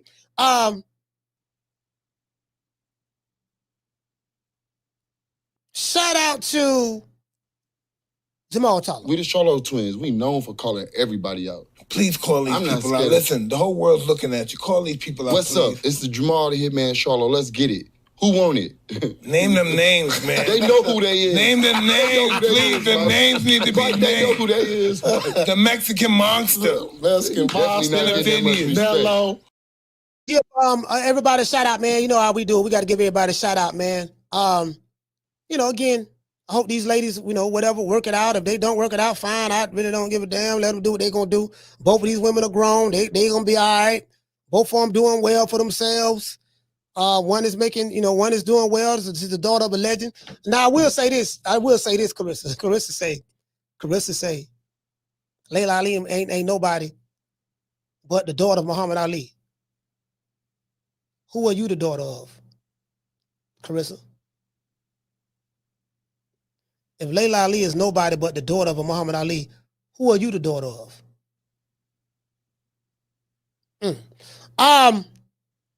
Shout out to the Tiger. Okay. Shout out to the RN Loves Boxing. Okay. Say it with your chest. Okay. Shout out to Flex. Okay. Mr. Hightower. Okay. Shout out to DNC 402. Okay. Shout out to Derek. Okay. Shout out to let's see. Shout out to Black Man Rider. Salute, brother. Okay. Shout out to Donald Banks. Okay. Shout out to Mike MVP. Okay. Let's give the Cash Appers Super Chatters a round of applause.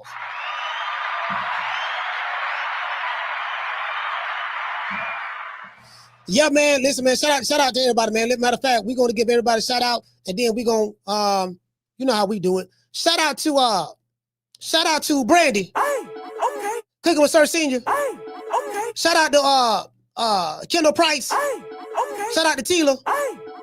Shout out to MAW. Okay. Come back. Okay. Shout out to Miss Lady T. Okay. Shout out to WMS. Okay. Trey, what's going on, brother? Okay. Shout out to Shaw Cool Hands. Okay. F Society. Okay. Shout out to Flex BK. Let's give a shout out to some of the callers, man. Shout out to we got Karen from Omaha. Okay. Martin from Oaktown. Okay. Wookie Wook from Maine. Okay. Jamie from New York. Okay. Shout out to Dynasty. Salute. Okay. Shout out to Sheila from Houston, 3 times. Okay. D. Smith from Cleveland. Okay. Allie from Maryland. Okay. Shout out to Miss J from Arkansas. Okay. ZX from Philly. Okay. Shout out to Yarmus from Brooklyn. Okay. Shout out to Enoch, Israel from Detroit. Detroit, stand up. Okay. Let's give the callers a round of applause.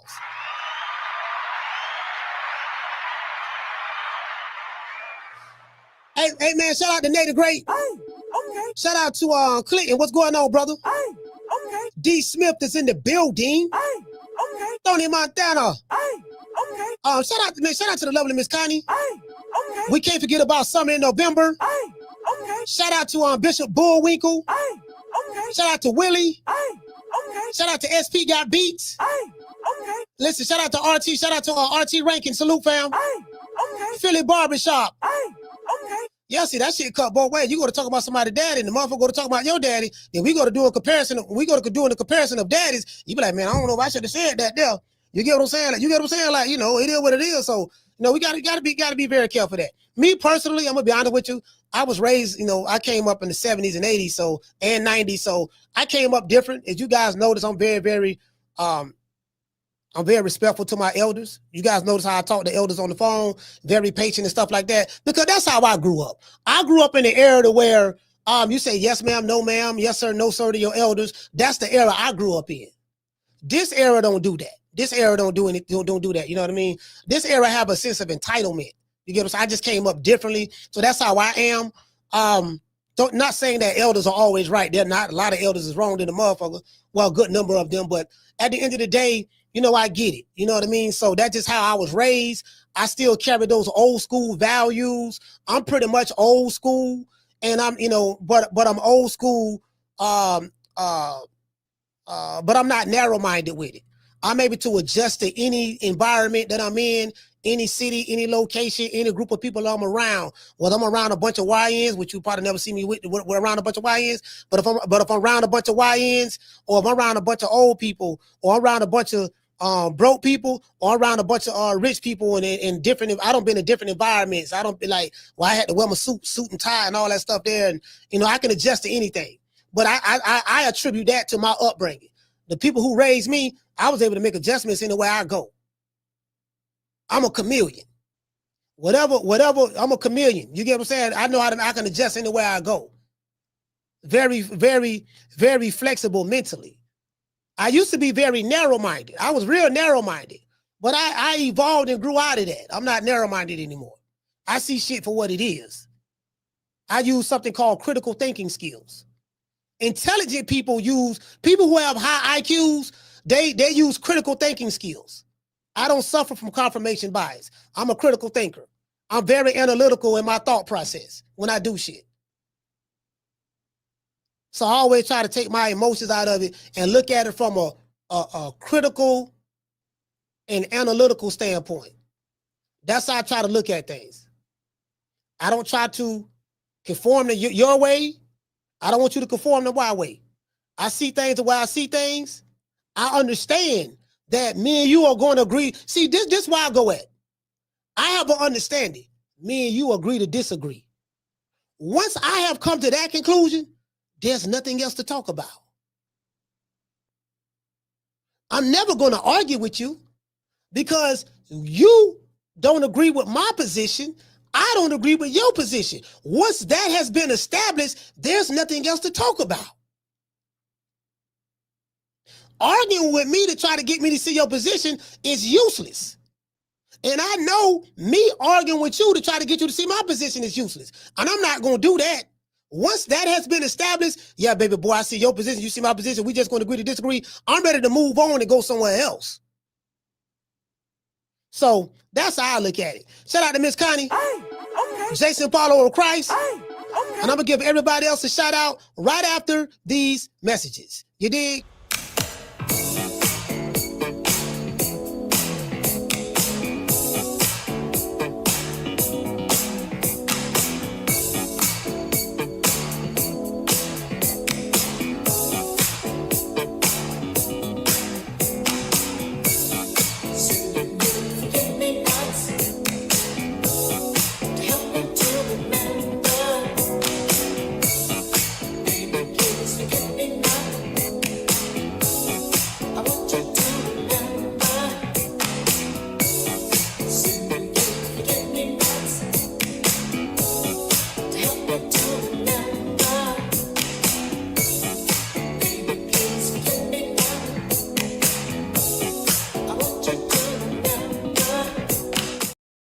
Yeah, man, that just, listen, that's how I pretty much get along with a lot of people. Because I observe people. I'm very, very observative. When I'm around people, I observe a lot. And I pretty much understand, okay, all right, I see their position, So I already know, especially if someone feels very strong about a subject matter. If you feel very strong about something, that's a recipe for an argument because I'm strong and I got a strong character. Like I'm a strong character individual. I'm a strong character. Shout out to that 90s chick as well. I'm a strong character individual. And a lot of times when I'm around people, I'll humble myself because I know I have a dominant character. So I'll humble myself just to keep, you know what I mean? Just so it don't be no flare-ups. I had to learn it. I had to learn that. I used to be very combative growing up. I was very combative growing up. I'm not combative anymore. When I was like more militant and stuff like that, I was real combative. You get what I'm saying? Very, very. Now I'm not. Now I'm like, okay. I'm like what Bruce Lee say? He say, become water, my friend. Like this is a cup. I'm not interested in the cup. I'm interested in the water that's in the cup. And whatever shape this cup is, the water takes the form of the cup. So if the cup is in a circular motion and have different grooves on the inside, the water conforms to it. It doesn't fight it. I'm going to just flow with it, keep everything non-confrontational because I am very confrontational, but I know how not to be confrontational when I want to. Go ahead and conform with it, keep the peace and keep it moving. I ain't going to agree with what the fuck you saying, but that's what it is. That's how I stay all right with people. How I stay all right with people, once it's established that we don't see eye to eye on a certain particular subject matter, I'm not going to argue and fight with you about it. I'm going to just say, okay, that's how you see it. I respect that. This how I see it. What you respect it. I'm just going to keep it pushing. And that's how I get away from, I get away from arguments. I'm not finna argue with you. Not finna do it.